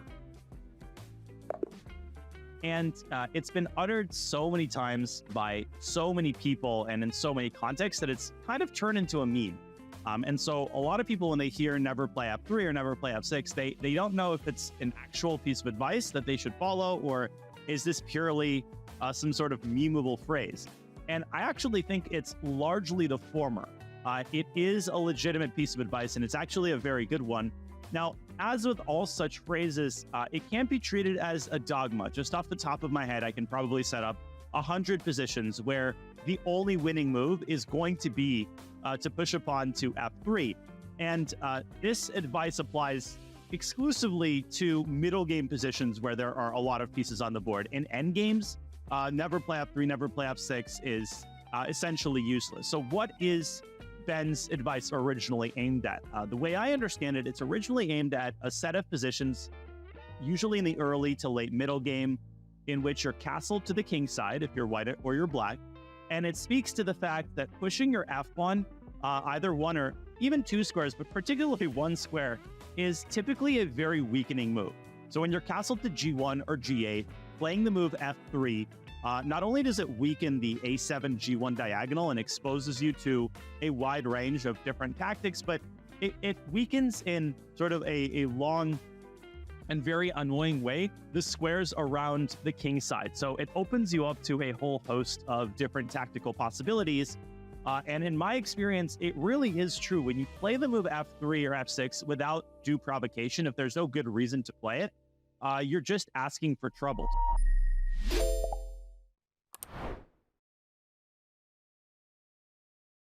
Looking for new ways to enjoy chess? Check out our schedule of Chess.com community events today. Mondays, play Rapid Opening Roulette and expand your opening repertoire with a new opening each month. Tuesdays, compete against other Untitled players in Untitled Tuesday. Battle your way to the top in Arena Kings on Wednesdays. And finish the week off each Saturday with the blistering Community Bullet Brawl. All happening in the Community Club on Chess.com. Let's explore game review. After establishing a positional clamp in the opening with the bishop pair and a strong d5 pawn, Grandmaster Jan-Krzysztof Duda appeared to be en route to a typical Super Grandmaster versus Grandmaster victory as he grew his edge to a winning one over the next 20 moves. Still, in every game there comes a critical moment where a good position must be accurately converted. Duda found the right idea with 35h3 to force Grandmaster Dragnev's queen away from the defense of the bishop, since queen f5 is met by g4. Dragnev played the resourceful but desperate rook takes f1 check, and then Duda erred. Capture with the king was necessary and the checks will run out, but after the overly clever king h2, the bar shot back to equal. Dragnev has 3 pieces hanging, but the brilliant queen takes h3 check saves the game for him. After Duda captured the queen, his rook fell with check. He can move his king up, forking the rook and knight, but then the knight is sacrificed to force checkmate on h3. There was no good way to evade the perpetual check, so Dragnev secured a draw both for himself and for Austria against Poland in their critical match. Stunning shots like queen takes h3 check are rare, but chess games are filled with resources. Run game review on your own games to find amazing ideas lurking underneath the surface.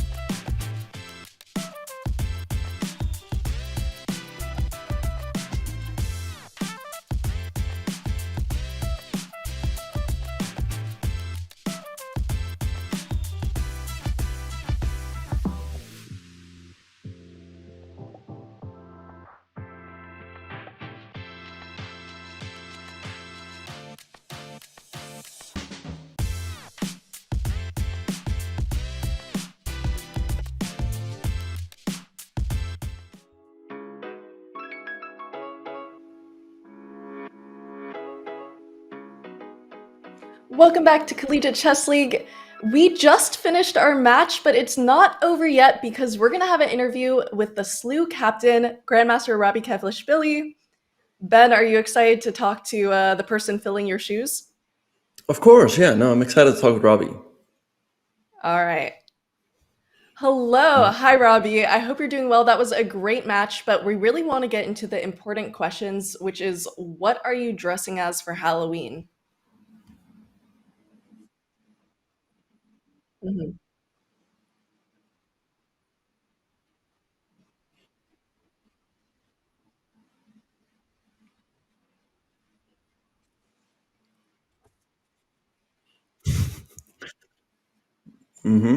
All right. And Robby, you guys just won a great match.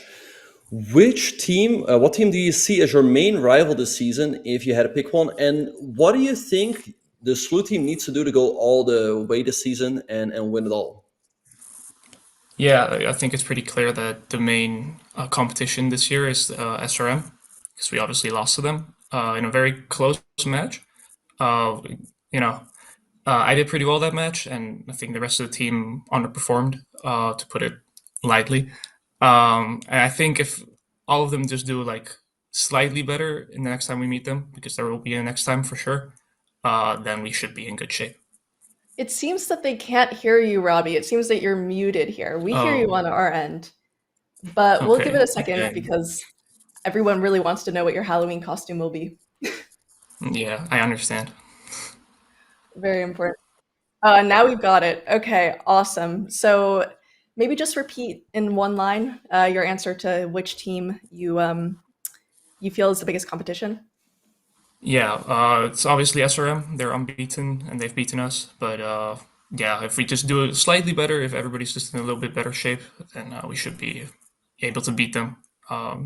Yeah, SLU has the pedigree to do well in CCL. So nothing new there. Thank you, thank you. And I want to know, how do you think your team captaining style differs from Ben's here when he was captaining your team? Yeah, of course, Ben, very big shoes to fill as the new captain. Yeah, I hope I'm doing a good job. I think our captain styles are pretty similar.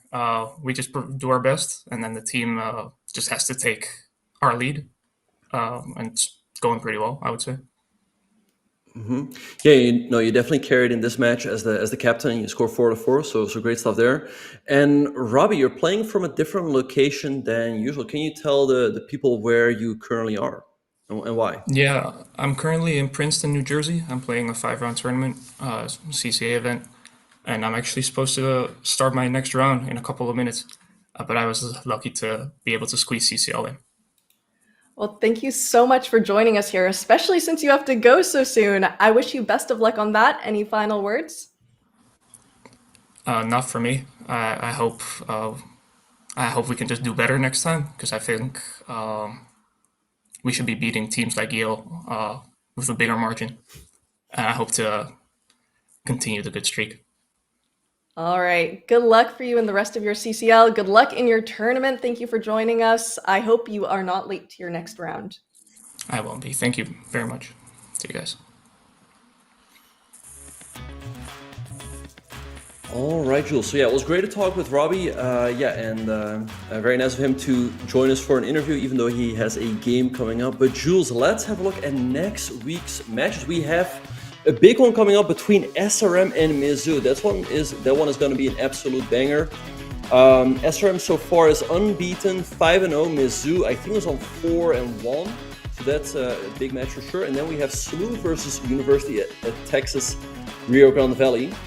I think that one can also go either way. So some big matches there as the teams are fighting for the top 2 spots, as that will get you into the semifinals.